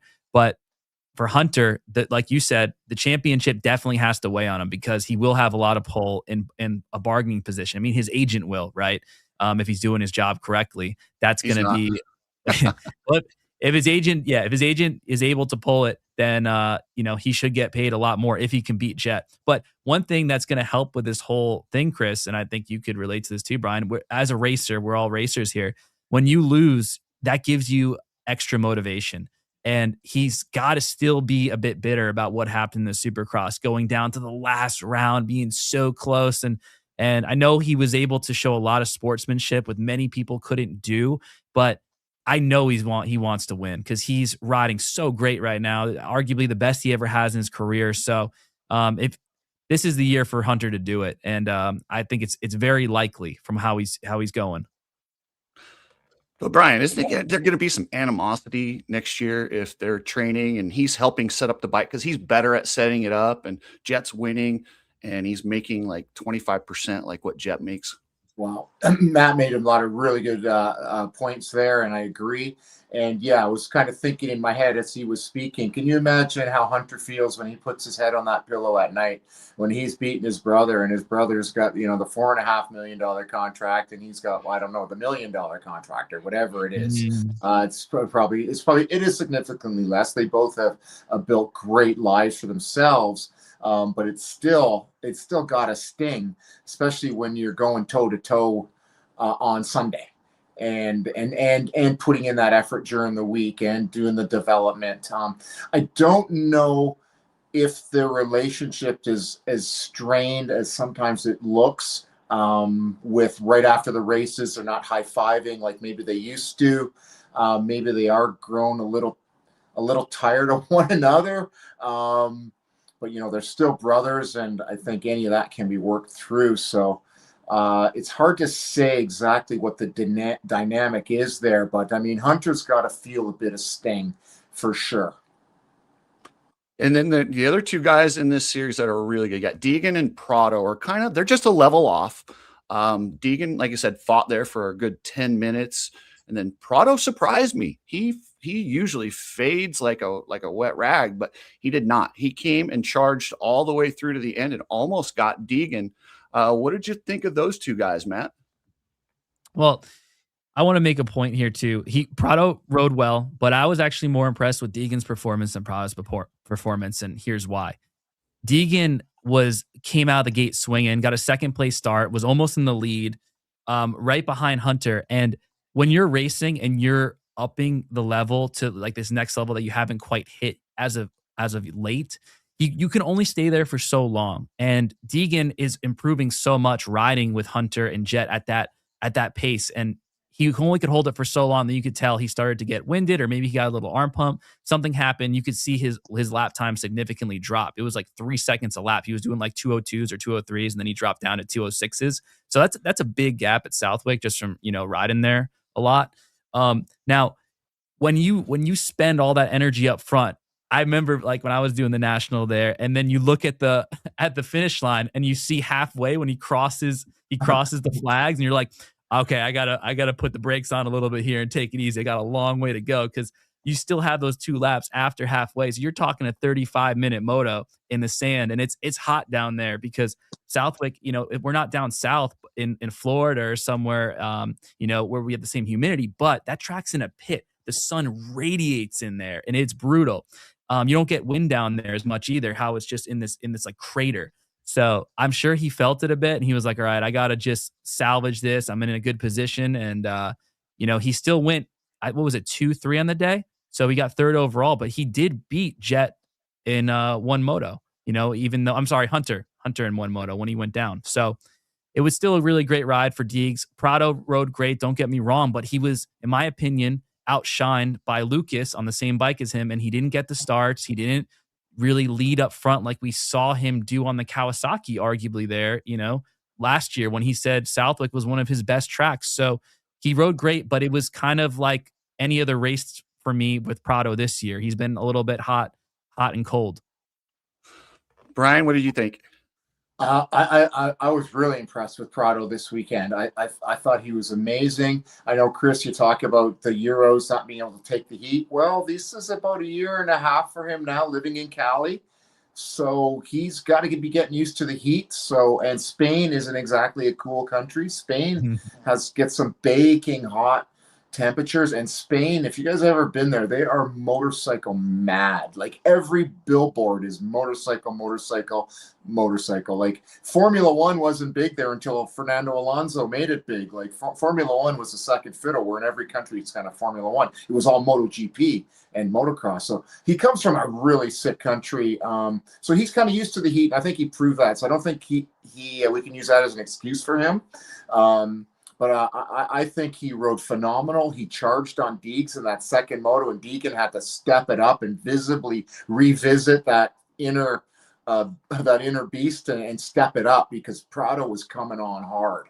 And I thought it was quite exciting, and I thought it was amazing how, at the end they were just 5 seconds behind Jet, and we know Jet probably throttled it back, of course, into the end, but they charged right in. And back to Hunter in that second one, after he did that crash with 5 minutes to go, he just dropped off the pace big time. Mm-hmm. Like you could just see the gap, and he finished about a minute behind Deegan, I think. Yeah, that was a pretty gnarly crash. I think they're all lucky that Coonan had the bike failure in the first one. I think he would have dominated the second moto. I don't think he would have got any better than fourth or maybe third in the first moto. But I mean, the dude, I don't know how, but the Coonans, they were going around the track and it looked like they were on a different track. They were using different lines and carrying speed. Like, I don't think I've seen anyone here do. What do you think? What do you think of Coonan's ride, Matt? Yeah, it was phenomenal. When I saw him down on the ground and he was like back up and then in 20th plus in a lap, I was like, how did he do that? And then when they put the camera in him, he was just flying. He was just like wheel tapping a bunch of things, jumping things, hopping things. And the momentum and speed he carried just compared to the other guys was ridiculous. I see why Hurling said that he was the caliber of sand rider he is, arguably one of the best sand riders, if not the best now in the world. So he really impressed me. One thing I want to mention, I want to ask you, Chris, and maybe Brian, what exactly happened? I heard, was it the bike failure? Was it a chain? And what's his extensive injury now for Lucas? What's going on here? Do you have any updates? I don't know about the bike. They're tight-lipped. Clearly, it was something with the bike. You see that wheel the way it was. It either cut out. I don't know what the problem was. As far as his injuries, he's banged up. But the one thing about the Coonans is obviously they're tough. He'll have no problems. He's racing in Great Britain this weekend and expects to go 1-1-1. I'm thinking he may have went to a false neutral because the wheel was still rolling, so it didn't completely lock up. The wheel was still rolling in midair, so maybe the bike did cut out. I think KTM said that the bike was fine, but of course that's PR. Of course they did. Yeah, they said the bike was fine. So that's going to be something we'll probably never get to the full bottom of unless we know someone that was standing right there and maybe saw it or heard the bike cack out. But generally speaking, that was a bad crash. And to get back to Matt's point, he was sending it. And when the camera was ISO'd on him, he was gaining on those guys so fast. And even when he got up to Marchbanks and maybe took him a lap longer because he was eating that roost. Like you could see him just get right in there and he gets stuck in that roost zone and just get pasted. Then he kind of back off, regroup again for a sec. But he was reeling those guys in like he was in another zip code. But when I saw the gap to the leaders, I haven't siphoned through all the lap times, but that gap kind of maintained. So those leaders were kind of going almost the same speed as Lucas. Yeah. See, I don't think he would have got much further. The top 3-4 guys. Yeah, that's why I think he only would have got to 4th, but I think he'd have won the second moto. The way he went around Benny Bloss, it was just disrespectful. I mean, poor Benny looked like he was on a sight lap. I agree. And that comes down to his racecraft and his sand skills. I think if he started with those guys, I think there was a good chance he could have beat them straight up. I really do. But it wouldn't have been like, he wouldn't have gapped them like he was gapping the guys further down the field. It would have been a closer race, and it would have been one for the ages. We were all let down on that, but to see that comeback ride was so inspiring, and to see the fans, and every time he came around, the fans were like this, and even Sasha, every time he came around, those fans were just on it, and yeah, pretty exciting couple guys. I do want to mention something actually. I'm looking at the lap time, so I just wanted to take a look as we're talking about this. So the best lap for 450 Moto 1, so Lucas's best lap was a 2:01, and Hunter's fastest lap was a 2 flat, and then Jet did a 2 flat as well. And then Hayden did a 2 flat. So he would have been definitely in the top 4 if he was right with them. I think he could have battled with them, maybe beat them, but they're all within a second of each other. That top 4. That's what I figured when I was following the gap, because that gap seemed to maintain. Of course, it got less towards the end where those guys were just like, and that track they kind of settled in. And that track goes away so fast. They had clean track earlier before it completely torn up, and he was in the pack. So the fact that he was matching them in the pack, that's pretty gnarly. No, that's a really good point. Yeah, I agree. That's definitely a good point. Anyone else in the 450s? We're running a little long, and I want to get to little Canadian moto. Okay, Matt, go. I'll be back in 1 sec. Okay. Yeah. No, I'm pretty good on the 450s. Unless you want to mention anyone else. I was bummed for my guy RJ. RJ, it's tough on that team. It is bad. They're not giving him what he needs and what will make his bike happy. They're not grinding, and that's why it makes it that much more impressive that both Cochran and Rider D are doing so good, because they're having to just suck it up and ride probably subpar equipment. On our team that's going defunct, if you need to go test during the week, they're not exactly listening to you and going. Right. Yeah. I mean, I know you're talking about them having some problems there with the shock heating up and fading, and him not having the control, RJ, and the bike that he would like. But it's got to be tough, knowing that team's going, and you got to put in results. And I was actually surprised with RJ, because I thought he would excel there, because he really flies in the sand, RJ, and that was not the performance that I expected for him. That's for sure. Yeah, a lot of mistakes. So Canadian motocross, I gotta start. Dylan Wright. Have you ever watched him, Matt? This dude's insane. What he did at Gopher Dunes, I know it was 2 weeks ago, but I'm still like, holy crap. He crashed. He's like a minute behind. I don't know how far it was, but it was like 40 seconds. So much so that the flaggers were giving him a blue flag because they thought he was a lap down. He was going around those guys like Lucas went around Benny Bloss. I mean, at one point, he was making 5 to 7 seconds on everyone in the field. It was crazy. And then his bike runs out of gas. Or did it run out of gas or brake, Brian? I think what I finally heard was that it blew up. But you know what? I know. As a manufacturer, what do you? I mean, as a team, I'd rather say it ran out of gas and you look like an idiot than to say it blew up, like for Honda. So if they're being truthful about that, if they're going to admit it blew up, I'd say that they're being honest. But he was riding the wheels off that thing in the next level. He had 20 seconds behind Kulas, and he passed him in 4 laps. So that was crazy. He was the fastest man on the planet that day. And Dylan is just like, he's just the most humble, rad, just sick Canadian dude. And yeah, what a rider. If he could bring that to the US, he could certainly be battling for that top 5 or easy 5 to 10. Like he'd be definitely in that mix, I think. Oh, 100%. He rode, if he would have rode like that and taken that guy to Southwick, he'd be right up there in the top 5. Like he's that good. I mean, it's different, but man, he was going as fast as I think you could possibly go. I don't know that you could go faster, even if you are Jet or Hunter. Yeah, true enough. It would have taken a Coonan or a Hurlings or one of those elite dudes to do any better. And to be fair to Jess Pettis, he's been within a second of those two. You could throw a square of toilet paper over them at the end of almost every race. So Jess is the real deal, and it was basically a 2-man show. Although you got Harry Koulos, and this was surprising. But yeah, a bit of a three-man show. Sorry, I forgot Harry. Well, it was a 2-man show, and then when Jess got hurt, now all of a sudden Harry's stepping up. I didn't expect Harry to be in the mix.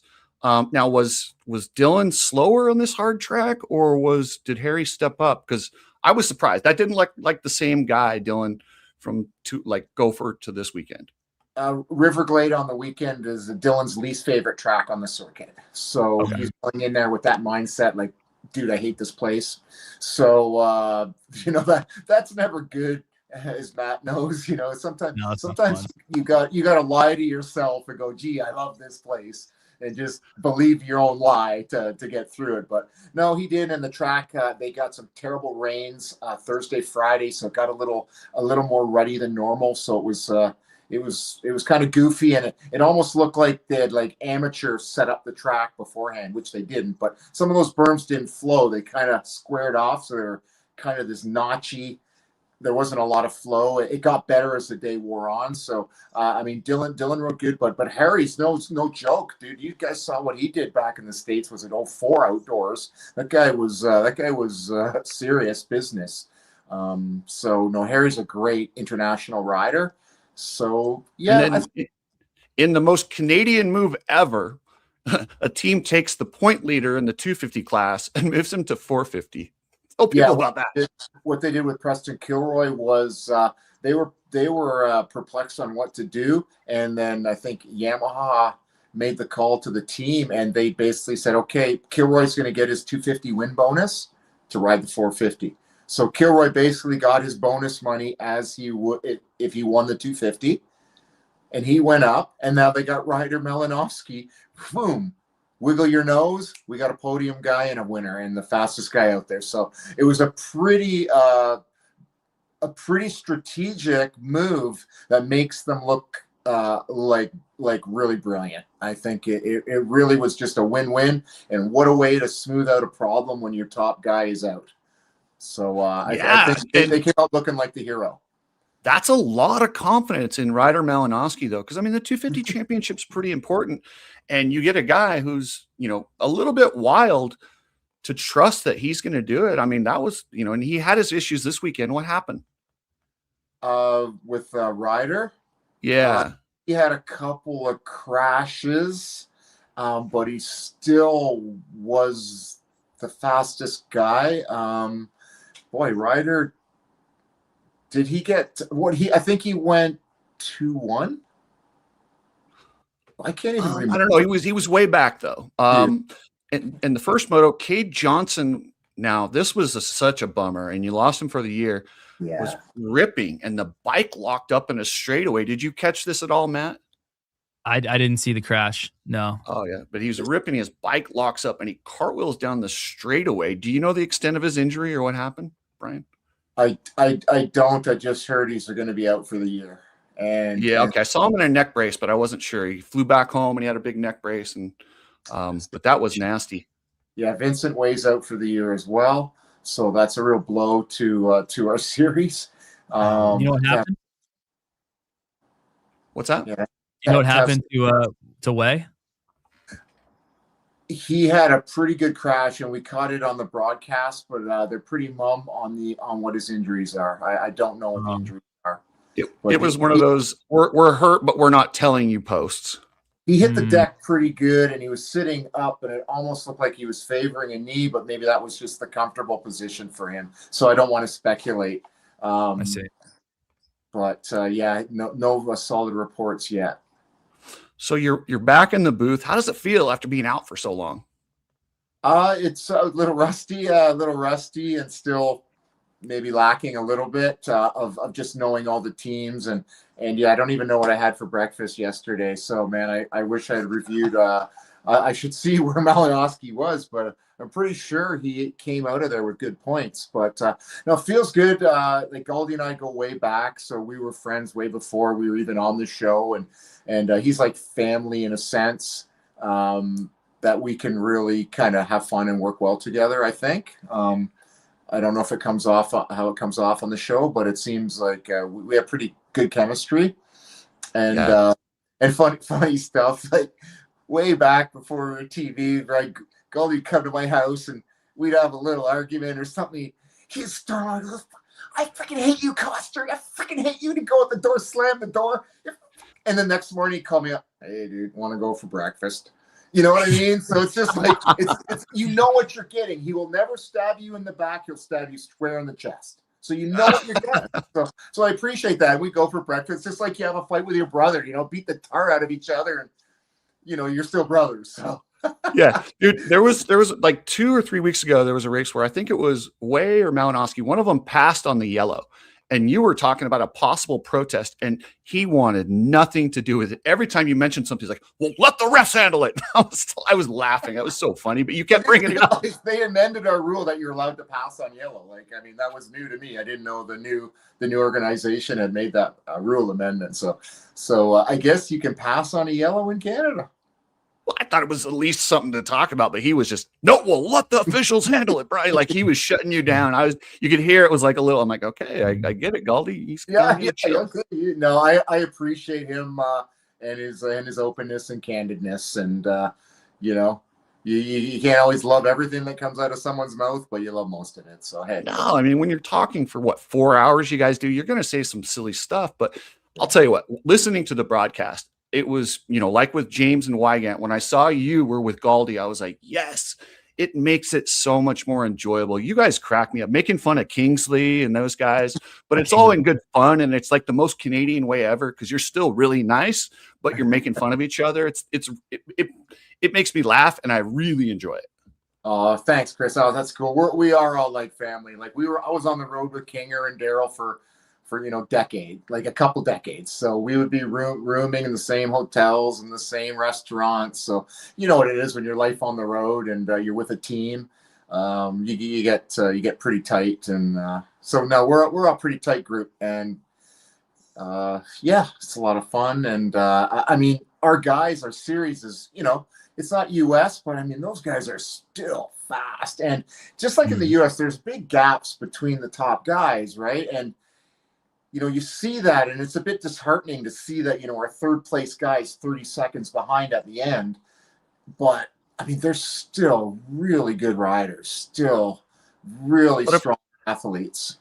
If I was a privateer, or like if Matt was still racing, I'd be like, Matt, screw racing in America. Like, it's cool to go and qualify, but go up in Canada, battle for a top 10, have these guys calling your name on TV. It just make a little bit of money, and you make probably almost as much money there as you would here. And I get it, it's apples and oranges.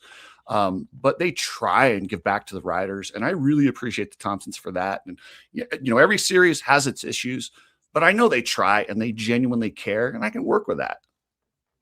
Yeah. Keep going, Brian. It's definitely on the up. And now with Makita as a title sponsor, Can-Am. So I think the timing for me, reaching out was just right, because when I did, because I was talking to them in 2023, and we had a verbal agreement, and then I saw one of the broadcasts. It was Sandali where Matt had raced, and it had rained a bit, and the I love that track as well. But the cameras were all out of focus, and there was like rain on the lenses, and I just thought, man, after being with like a pretty large production company for the way we did it for 20 years with Rockstar and Monster, Monster, then Rockstar. And before that, we had Export A, a cigarette company, which is like massive. Boku bucks. Like that was really good for the series. But then with the ban on tobacco advertising, we lost them. We had cigarette girls at the track, like in Vegas, like these chicks all, dressed, Oh, provocatively with these cigarettes walking around the pits. Who wants to buy some smokes, eh? So, but no, there was good money in the series, and yeah, to see and that big production we had, and now it's a lot less on the production side, and so it's really nice to see it on the up. So that's why in 2023 we had a verbal, and I kind of just said, you know what, guys, I don't think I can do it justice. I don't know all the new riders and stuff, so we kind of like didn't. I bowed out, but then I just had this. I don't know what made me reach out. I just thought, get back. I want to get back to the sport maybe, or see if we could help elevate it a bit. And it was just right at the time where they got Makita Can-Am. And it was funny when I called Justin, he said, dude, we just had a meet. We were just in a board meeting and we were just talking about you 10 minutes ago. And I called him 10 minutes later. So we were like, okay, well, they were like, so it's like, okay, well, let's make this work.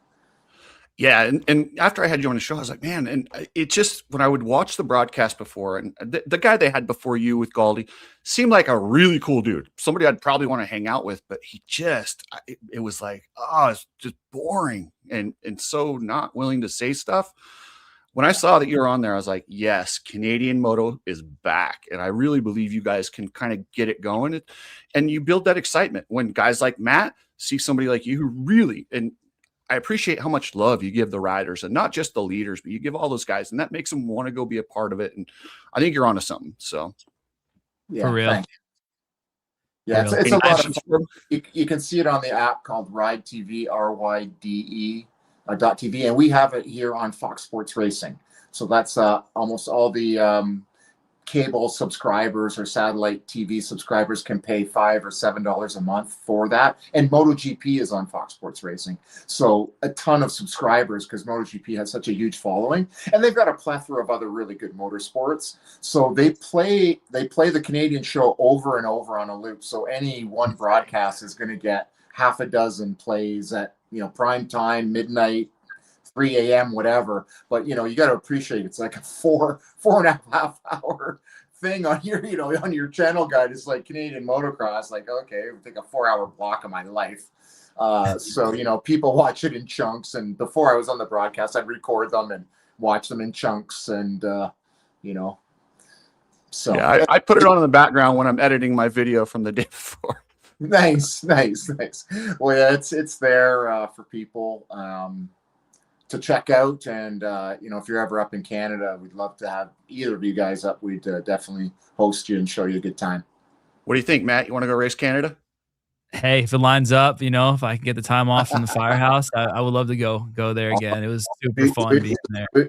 We would love the faster pastor out there just tossing in some of those berms and cranking off some nice whips like I know you can do. And we do have a pretty good team called, I think it's Christ the King. Oh, that's sick. And Canadian. Oh, man, I had a really good chat with the guys. Got a really different first name, but they got some really good riders. The family you guys might know of the ASV Levers. Mm. I don't know if I know the family. I don't know the family, but I know the Levers. I know of the company. The son was racing the arena cross up here. This is the nicest kid, and I'm so sorry. His name slips in my mind right now. It's right there. But him and his dad I met at the arena cross in Toronto. Just as I was in the pits, I was talking to Cole Thompson, a few of the guys, and this is a really, really nice father and son duo. So they're up here racing, and they're on that team. So they're all wearing the hats. And then there's a devotional after riders meeting that they put on. So, as a fellow Christian, it's really nice to see. Amen. No, it's beautiful. And like you said, you called, they just talked to you 10 minutes before. That's just God lining it up, open the door, when God opens a door, no one can close it, and when a door is closed, no one could open it. That's scripture right there. So it seems like perfect timing for you to get back in, and definitely happy to see you in the booth again. It's like it's iconic, really. It's the voice of Canadian moto, so it's super cool to see. Well, I really appreciate that, and I do miss my my old on-air partner Mark Travers. We really have we had a really good chemistry. And I mean, Goldie was always with on our broadcast as well, so we have good chemistry as well. So I really enjoy working with Goldie. We're having a lot of fun with it. But I have a question, Brian. I know you mentioned Kingsley. Is he still doing involved in sound up there, or what's his role right now in the series? Because I liked him a lot. He was a cool dude when I was racing. He's got the biggest arm. He said. Well, that's Daryl with the arm, and Kingsley's the head ref, Paul Kingsley. So no, Paul's just he was a pro rider. He was fantastic. His dad was the KTM importer from Canada back, cool. 83, 84, 85 when they were white, and that's when WP suspension was called White Power. Kids today probably don't know that. They had to change. But I'm like, what if the guy's name was White? What if his name was Smith Power? But if it's White Power, we can't be called that anymore. But anyway, I remember those back in those days, and Kinger was awesome. And they're Brits, and his old man was, I think he flew 2 planes, I think, in the military reserve as well. I think his dad has wrote a book as well. So he's an interesting dude. And no, we love Kinger, and he's quick, and he's still mountain biking and stuff. And but I think someone like that coming, his knees, he can't rub 2 knees together there to make one. His knees are and he got a knee replacement, and they totally duffed it, so it's so wonky. The poor guy. Like, you get a knee replacement, you want it to be better, and his went worse. Oh, yeah, I got it, and it saved me. Okay. Yeah, cool. Yeah, most people have a really good success rate, but his ended up being like sloppy and like just and he was the guy, like, his party favor before. He would move his ACL was so shot he could move his tibia like an inch forward from his knee. And he'd show that like that was one of his party favors. Kinger doesn't even touch a drop of alcohol either. So he doesn't drink. I hardly do, but once in a while. I mean, I'm a new Christian since 2000, but I've lived a wild life, and we'll have maybe an adult beverage or 2 during the Supercross races here or there. But yeah, just I mean, Jesus drank wine. As long as you're not drunk, nothing wrong with it if you look at that point of view. But praise God, no, it's always so cool to see that. So I'm happy to have you share that. Yes. Okay. All right. We'll move into the hammer breakdown. So Matt, being the technical genius that he is, he likes to put a couple clips in here. And if you go over to his channel on Hammer Moto, he's putting some more stuff up as far as technique, breaking down the why and what people do. So should I let her rip, Matt? Yeah. One thing I want to mention here is I want to break down, courtesy of my friend Dave Garfield. He's a videographer in the New England area. He had all the clips being at Southwick, so he provided them for me and Chris here.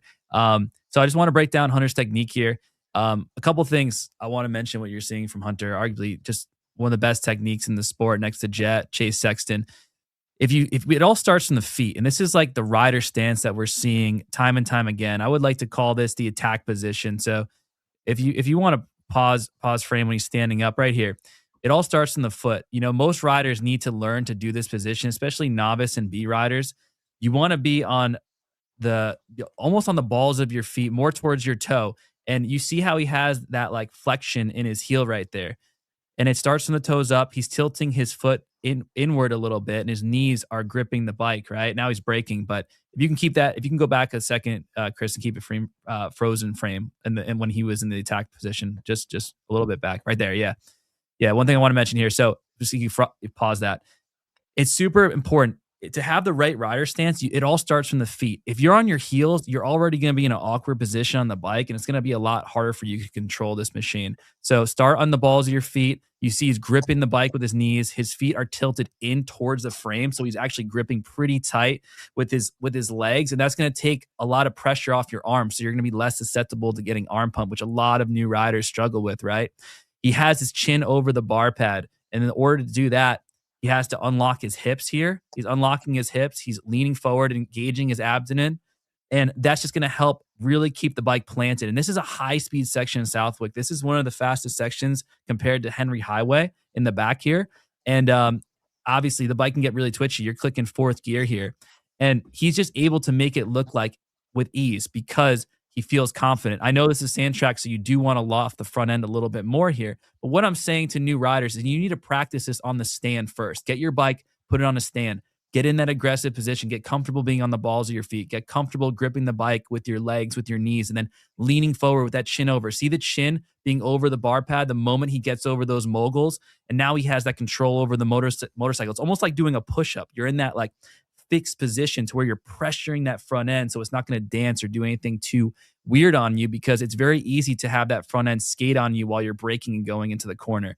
And then as he brakes, he slides back a little bit to take away some of that speed. He shifts down. He pulls in the front brake slightly. You can't use too much front brake in the sand because you can tuck the front end super easy. But just a few things I want to pick apart here. And one more thing, actually rewind this. I want to mention one more thing from the top. That's a thing of beauty, right? That's a thing of beauty. Sorry, that's just gorgeous. So he has one more thing. He has his all riders need to do this. Every single rider. I was like, David Bailey brought this up when I trained with him a long time ago. You want to keep one finger on your clutch and one finger on your front brake at all times, as much as you can. And what he does as he wheelies over that mogul, he pulls in the clutch and he releases it just to get that front end to loft over that one bump there. So he's able to carry speed down this hill. These are the subtle things the elite guys are doing that other riders aren't doing. And it's able to add up and take seconds off of your lap time, fraction by fraction by fraction, which adds up to a lot. Like if you watch Jet, he's hopping around the track out there and pulling the clutch like that helps a ton. But as we're going to move into this next clip in a second, but just some things to keep in mind for a technique standpoint. And then my friend had another clip of Sasha's crash down this hill right here. And I just want to go over it with you guys as well. And this jump, it's like a tiny little tabletop. You could overshoot it to the bottom, but these holes, it's not doing any justice how deep that is where he hit. It is like massive, that kicker right there. And then he comes down, tucks the front end, and that's all she wrote. Sorry, do you see how much real estate he covered before? Like you can see the dirt fly and then no dirt and then the dirt fly. Like he sent that, and Davies was landing way further up the track there. Yeah, look at that. That's like 15 feet. He's in the air and just augured. Yeah, on the bounce. Right. And that's just a little bit of sending it, right? The suspension, he went all the way through that light valving into the harder valving, the harsher valving, where your suspension typically, and when I say soft valving, it's soft at the first like 3 inches of the suspension. Then it gets stiffer and stiffer as the suspension compresses to save you from those hard impacts, right? But he landed so hard in that hole. Look, he goes through all of his travel, bottoms out, and then that's when he starts to lose it. And that's it. And that's all. And he can't hold on after that hit because now there's all kickers down that hill. So he's off balance. He catches that other kicker and it sends him over for a ride. So what he was trying to do is go about 3 feet shorter, right? No, so longer. He lands right there. He overjumped it. Guys land a lot closer. That's what I mean. He went about 3 feet too long. And if he wouldn't have, and he landed in like almost the second cup of a braking bump. Yes, in that hole right there. So guys would land like the braking bump or that crest before it, and he landed way down where the guys were actually braking. Like he jumped straight into those bumps. That's a pretty big hill there. Like it's bigger than what the camera's showing. But how's that for a 15-second lead, and you got to go ahead and do that? That's what I said. 15 seconds, and you're doing that. Oh, the madman. He's something. He's something different. The end of the race, like the end of the race, man. Like there's only a few laps. What was it? 4 laps or something to go? Yeah. But yeah, that was cool. So if you want to see more content like that, check out my channel. Put it all together. It's Hammermoto here on YouTube. And the next segment here that we want to cover was just like the rider questions. We get these submitted every show. If you have a question you want to ask us, drop it in the comment below, and it could be brought up next week. So we had a question here from CKY Moto, Scuba Seed, Westfall to Cowie. Martin Davlos split with Quad Lock. Could he go to Cowie or Triumph? You probably are more up on this than I, Chris, from all the insider scoops you have. So can you tell us a little bit what's going on here in the scenes? Actually, I don't know much about this. I heard about the Davalos one. I don't know what happened there. I know the Scuba Steve over at, Husqvarna, I'm sorry, at Triumph, they just were having issues. And you can't be that bad when Triumph's that good without people getting fired or somebody's got to get the blame. Unfortunately, it landed on him. I don't know where he ends up, but I think to Cowie would be a good job. Like, I don't know. I haven't heard that, but they have a manager. They're going to have to fire the guy they have. But we've kind of talked about Dan Fahey, and I think the only way they keep Sexton is if they replace him.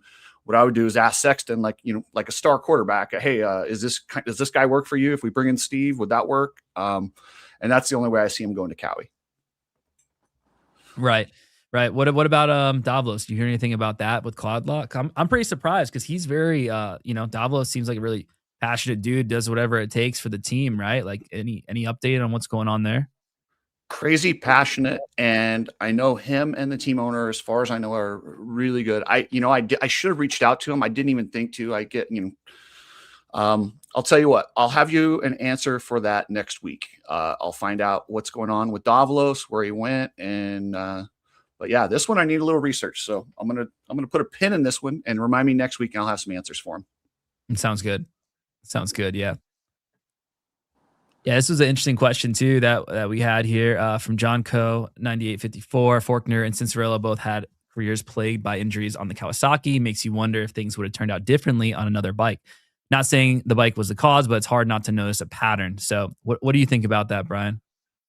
I think that's a little unfair and maybe unfounded. The sport is so gnarly. I mean, I don't remember Anderson complaining about the Cowie. And he got a lot of moto wins and Supercross, and and then we didn't even talk about that Tundall guy, man. That guy was he rode that Cowie well. Marchbank's pair of fifths on that bike. So I mean, I never ever associated factory Cowie with being a lame team and lame bike. I know that bike is geared more for an amateur rider than a pro, so maybe that bike needs a fix. But Marchbank's doing pretty okay. Tundall comes right off wherever he came from, whatever couch he came off of, and and he's right on there ripping that thing. So I'm gonna have to be on the fence, but probably I would hate to moniker the Kawasaki a career ender at this stage. Yeah, I don't think that's fair. And I think it would be almost the opposite. I think they both had good careers and were such prodigies because they were on pro circuit. I don't think that's a fair comparison. It's just a weird, strange situation where they both had these weird injuries that had arms that were kind of like nerve issues to where they degenerated. So, yeah, I don't know. I want to mention one thing about this is I don't believe there's any issues with the PC team. I think the PC team is one of the most elite 250 teams out there. So I don't put any blame on that bike. I think that's a sick bike. But one thing I do want to just ask a question about is the 450 Cowie, because the frame changed. I can't remember what year it was, but they did, from when Jason Anderson was winning back in 2022, I believe, maybe even 2023. But when Anderson looked the best that he did, and we thought like, oh man, he could win the 2023 season or be a contender, that frame was different compared to I think it was the 25 frame or the gen, if I stay correct here. But I know that people weren't as stoked about the newest frame generation compared to the older one. They did have a little bit of tougher times with that. And I think Ando did have a little bit of trouble adjusting to that machine as well. The one that Chase was on, the one that Prado's on. But previously, I don't think that was too much of an issue of changing a career completely, because if you're a top guy, you can make any bike go fast. You could rip on any bike. Some you might be more gelled with and be able to feel more comfortable on, but I wouldn't say it's the end all be all. And I mean there may be some validity to that argument, but I mean, Sexton, the Honda was the problem, the KTM was the problem, the Kawasaki's the problem. And trust me, I am a big Sexton fan. Like, that guy is a hoss. I mean, he's awesome when he's on. boy, oh boy, is he ever a joy to watch. He's fantastic. So I only want nothing but the best for the guy to resurrect these troubles he's been having. So, but when you're going through three big teams, and now like, yeah, they've all had some changes, but the Hondas have been doing pretty good lately. The KTM seem to be doing pretty good lately. Cowie's not doing too bad with some other dudes. So yeah, maybe Cowie's got to do a huge. And I mean, in Europe, Fevre was looking good on it, but they can have different frames and factory bikes. So that's not a fair analysis either. But hopefully Kelly comes up with a new 2027 all new 450, and hopefully Sexton can stay with the team and make it right. Yeah, sure. I agree with you 100% on that. And then the next question, we had Zach Attack Maniac. It's a fun one to say. Jet and Hunter will eventually split teams, and it will be Hunter leaving somewhere else, and we'll see all the fireworks. Kind of like what we brought up earlier. Do you think? Do you guys think that's going to happen, or do you think he's going to stay on Honda? What are your thoughts on this before we conclude the listener questions here? Brian, fire away. I don't see it. I think they're going to stay together. I think they're they've been at the hip this long. Would I like to see that? Heck yeah, I think that'd be awesome. But to see them on the same equipment and it's just too convenient right now. Their setup, the dog pound, everything just seems to be gelling pretty good for both of them. So why would you want to upset that apple cart just now? I think Hunter has some negotiating chips. I don't know when his contract's going to come up again, but I think if Honda doesn't step up and pay him, that's the only way he's going to go, and someone else on a good team is willing to pay him. I think he will split, and it may happen before the ends of their careers. So I'm not going to write this comment off, but I think it's going to be a few years yet before we ever see that happen. I think they're absolutely going to split. I don't think it'll be anytime soon, because when I look at it, like, there's not a team out there that doesn't have their guys and is tied up on salary. I just don't think Hunter's going to make that much, just because there's no leverage. You can't make money if you have no other offer. They can pay you whatever they're going to pay you, and they really broke the bank. I mean, Honda's a big company, and they could probably go find some other budget somewhere else, but they were really in the couch cushions making sure they got enough for Jet, because that's the guy they wanted to keep. So I think they will lose Hunter, but it's going to be a couple of years. Could you imagine Hunter on the Kawasaki? I thought about that. Yes. And that's actually, I mean, that's probably the only leverage they would have, because they could pay him big money and get him maybe not quite what Jet's getting, but he could get real close. Yeah, that would be pretty cool. But where does and be teammates with Sexton? Whoa. Yeah. Well, what do you think, Matt? I don't know. I wouldn't, if I was Hunter, I wouldn't leave the bike unless it's something that he feels like, all right, I can make a move here and know I could still win. With all the buzz going around Cowie right now, I'd let the dust settle and let it prove itself. If I was in his shoes, he's at the top of his game. He's riding better than he ever has. Don't try to fix what's not broken. I know money talks, but what about if you go to another team? What if you crash? What if you get injured and then you get injured again? Now you're on this down streak. And unfortunately, as much as I love this sport and you guys love this sport, you're only as good as your last race. And that's how you get paid. You don't get paid based off of, you did this year, that this year. Well, what have you done lately? And what injuries has he had? Like, it's right. Disappointing, but there's no insurance in this sport. Yeah, let's break that down. Let's say he goes to another team and makes another $1 million. Okay, but he's not on the podium. Look at the bonus money. 10 podiums is $1 million. Right. You know what I mean? Like, what's a win in their bonus structure? Probably 100, 150, 175, or in and around there, I would think. So for him, they tripled it. I think they tripled it for these guys, because they used to have a good agent that got him a good deal. No. Right. So even so, let's just say that 150, 200 grand a weekend. That $1 million dissolves pretty quick. And now, like Matt's saying, Hunter's on a bike that he knows he can do that. He's got confidence. He's ripping. He's beating the Wonder Boy, the alien, the golden child. He's beating him straight up at times. He's pressuring him. He's making Jet make a mistake. And Deeds is there too. So when Jet's now kind of aware and looking over shoulder, and we saw Hunter literally hunt him down, pass him, and gap him, and then have that stupid crash similar to what he did at Southwick. I think he had that race well in hand. So, I mean, it is about money, and he's making that bonus money right now. So maybe he can put his head on that pillow and feel pretty good because he is carving a great living out for himself. The Honda whole shot. I mean, those guys are getting the starts every time. Why do you want to leave that team unless you're forced? It's true. Agreed. It's true. Agreed. All right. So we'll get into our picks from Southwick. We do this every week. We have a little point system we just made up. You get 5 points if you pick the winner, 3 for second, 3 for third. And then if your guy's just in the podium, you get like 1 point. I took Coonan, Hunter, and Jet. I got 4 points. Matt took Jet, got his full 5. Coonan, 0. Hunter, he had him in third, so we got 1. And then the 250s, we both took Shimoda. That didn't work out. Yeah. Davies, I had Sasha Kitchen. He had Davies, Coonan. We each got a point. And we had some prop bets. We went Marchbanks or a Ducati.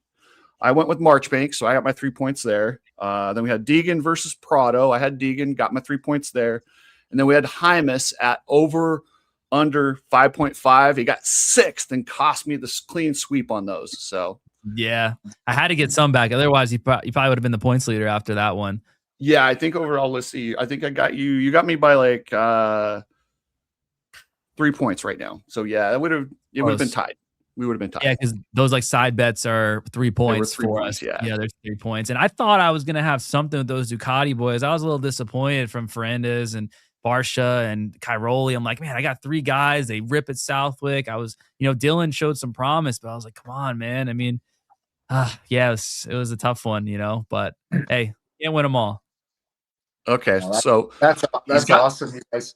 That's Matt's awesome. got the red plate, and you're in for us this week. So, Matt, who are you picking in the 250s? And we're taking Brian's picks too. So, for 250s, yeah, 250s, Millville. It's Millville. Oh, right? that's got to be one of my favorite tracks to view. I've never rode. Have you, Matt? Have you rode Millville, Matt?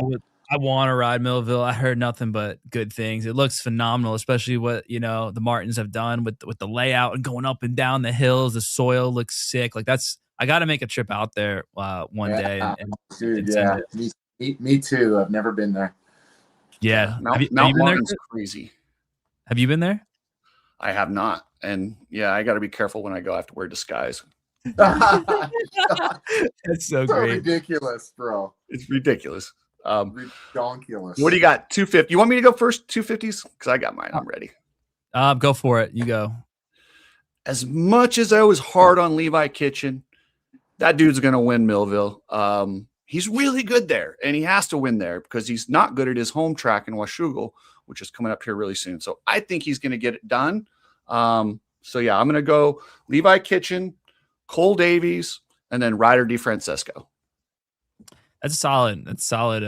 Top 3 for sure. I'm gonna do it a little bit different. I'm gonna go Cole Davies. Just a speed differential between those two still is a little bit too much for me to pick Levi.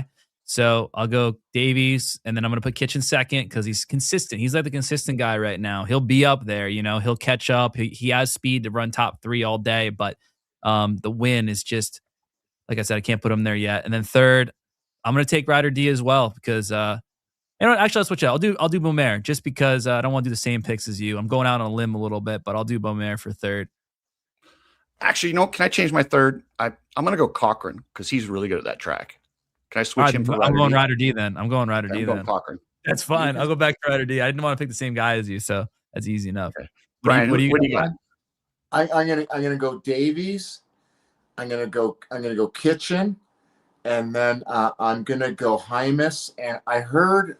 Ooh. Don't know if this is true or not, but I heard Hymus has a dog named Buster. What? Buster? I heard he has a dog named Buster. Buster Hymus. That's his dog. Oh, So that's what I'm going oh, for. he's busting out the dad jokes. I'm going Buster Hymus for third. Oh boy. Oh my goodness. Do you got any props? Should we do Marchbanks versus the Ducatis again or no? We should do March, or we could do actually Ferrandis versus Webb would be a good one. 1-to-1, 1v1. As long as I get Ferrandis. Okay, well, let's go 450s. You can go first on that. All right, I'm picking Jet. I'm on the Jet train, Jet bandwagon still. I know the moguls might not be too good to him there, but it's hard to beat. It's hard for me to bet against him right now still. I'm putting Jet, Hunter, Deegs, super predictable, super vanilla, but it's stable. And I got this points lead, so I gotta be smart here. What do you think, Brian?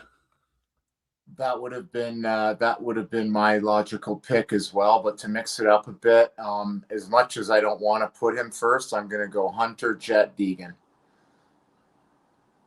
Yeah, I don't want to copy, but it's kind of a plug and play. And I'm going with Hunter because I always just think Jet's going to win. But every time Hunter loses or throws one away, he comes back with fire. And that's what Matt's been preaching to me. Yeah, so I'm going to use his own logic against him and go with Hunter and get that done. How about Matt and I? We'll do a Chance Hymas over under again, and we'll go 4.5. Yeah, he's going to finish worse than that. I'm totally over on that one. What do you got? If we go 5.5, I'll take it. Stay at 5.5. I can't do 4.5. That's just not a good odds. I know Brian picked him to get third, but I don't see that. This was strong at Southwick, and he could be getting his mojo. That's fair. That's fine. He rode well, and he did get sixth. I thought he rode well, and I think he's going to build on that. He did. I mean, he went 5-7, so he's right there. He got 6th overall.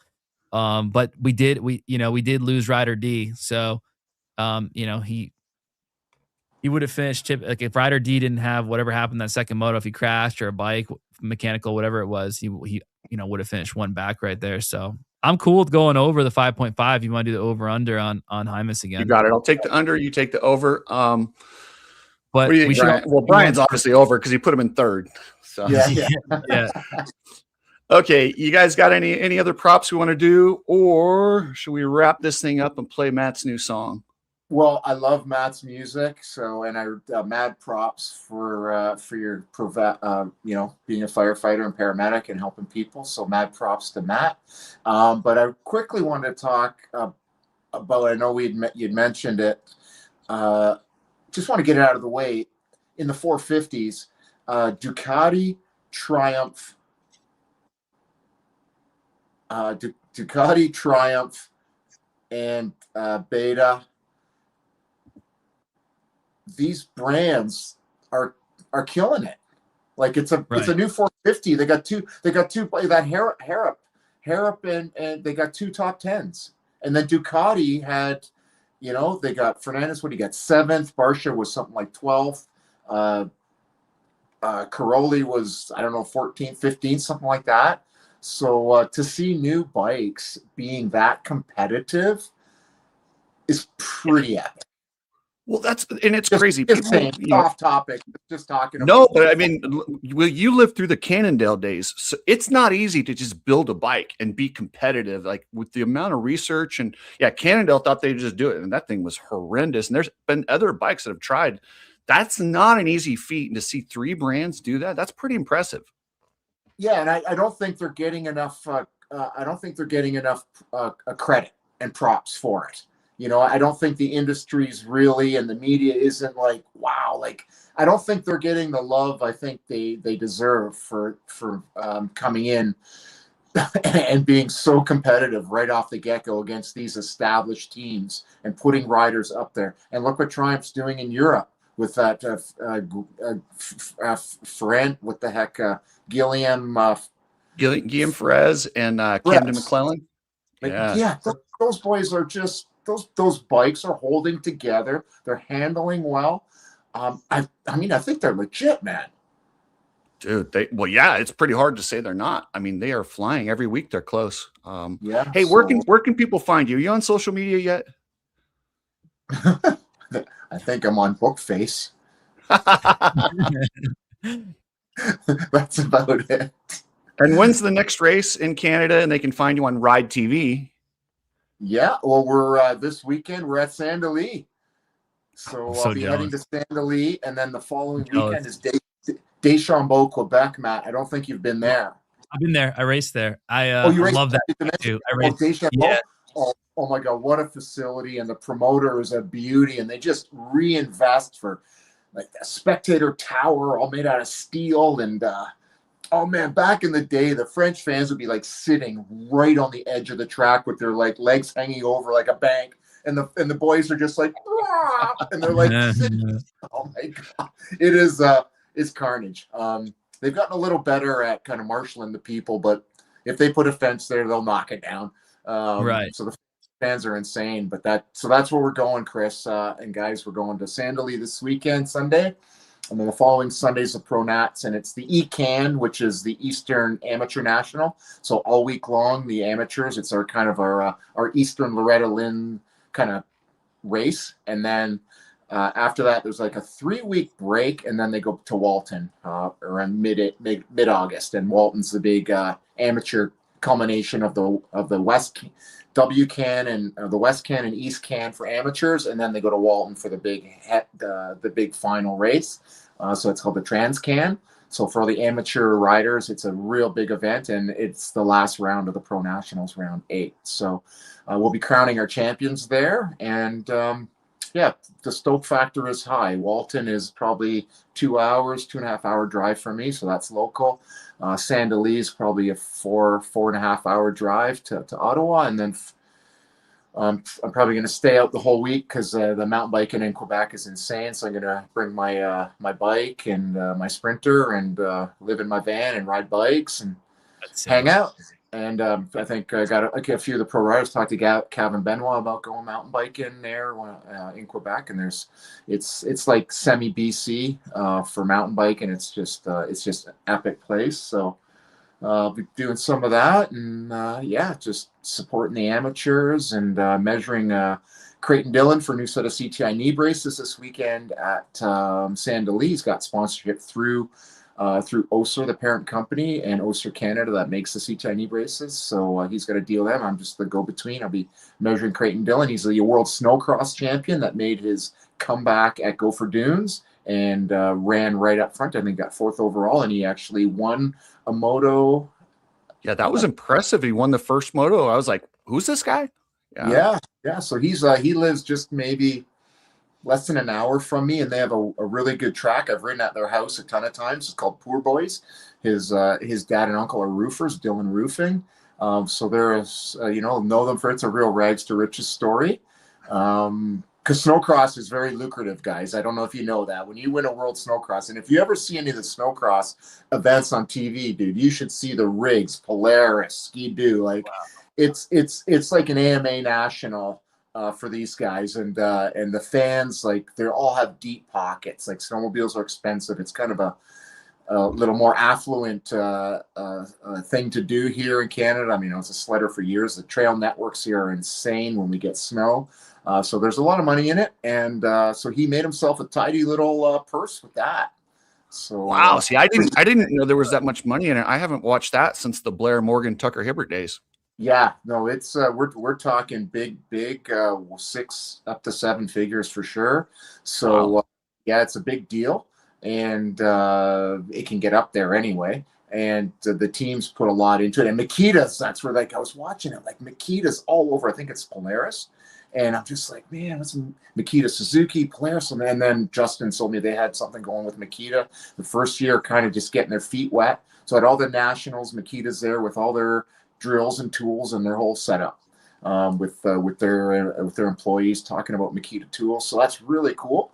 So I think the series is on the up and up, and it's just great to be part of it, guys, and to have the history with Matt and with you, Chris, showing us the love and being a fan of motocross. And hey, the Canadian motocross ain't the AMA, it ain't Europe, but it's right in there, and it's only going to get better. And with great young Americans coming up, the feeder series, we've had some really good battles on track.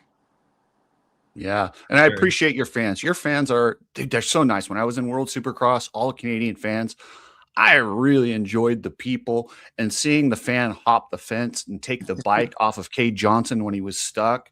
Like, that's just salt of the earth people, and I really appreciate that. That's something you just get in Canada.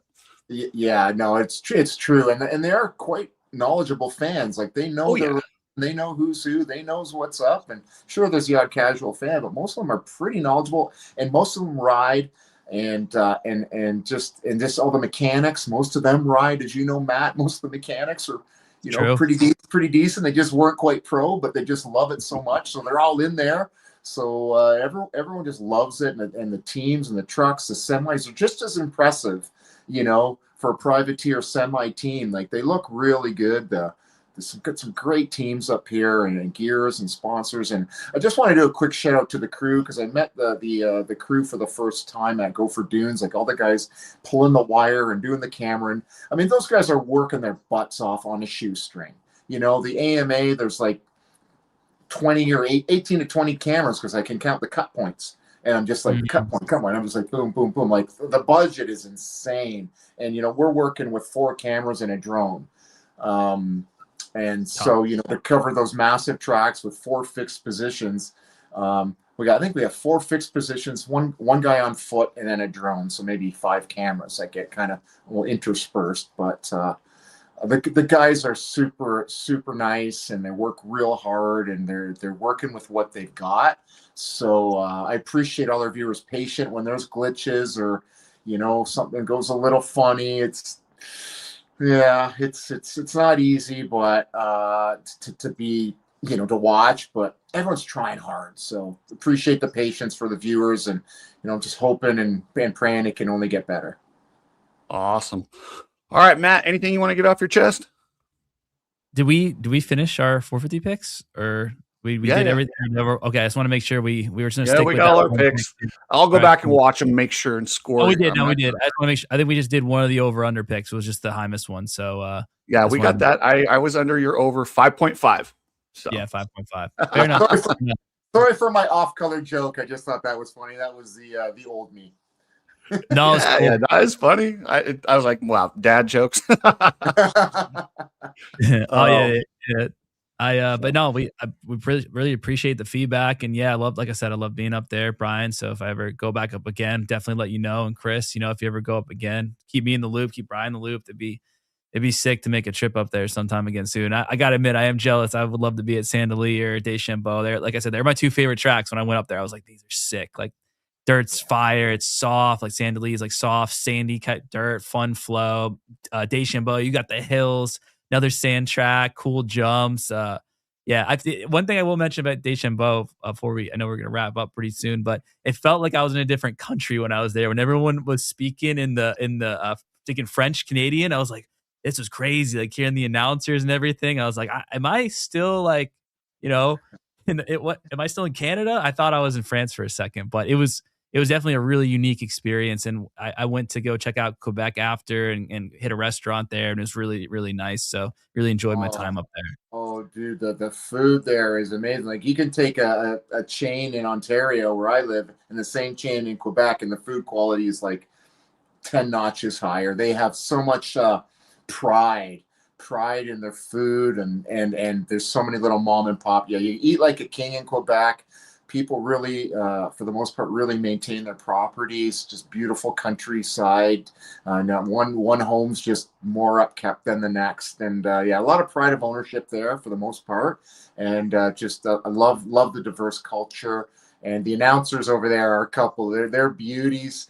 They're well bilingual, so they speak really good English. But Matthew is their lead announcer now, and when he was just like 18 years old, he couldn't speak English, and he used to hang around and just want to feed off us. And then he developed into this great announcer in his own right.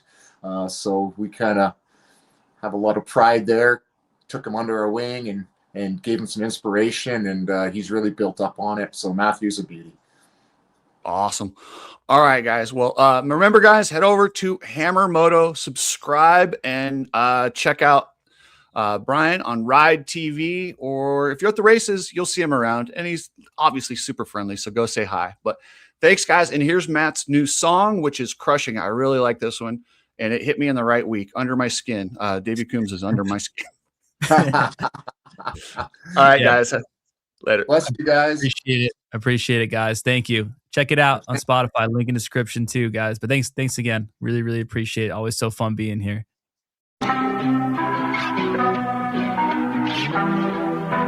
Holy Ghost Boys. It's under my skin. I'm burning within. Buried deep inside the noise, it's under my skin again. Every whisper in my head won't let me escape it. Buried deep within the void, it's under my skin again. Every omen in my mind won't leave me far behind. Yeah, just leave me far behind. Read my body as I fly. Can you decompose my spine? Will you resurrect the blind? Bring my dead bones back to life. Let the demons burn alive. I'll shove a knife through their eyes. Cold light on the ceiling.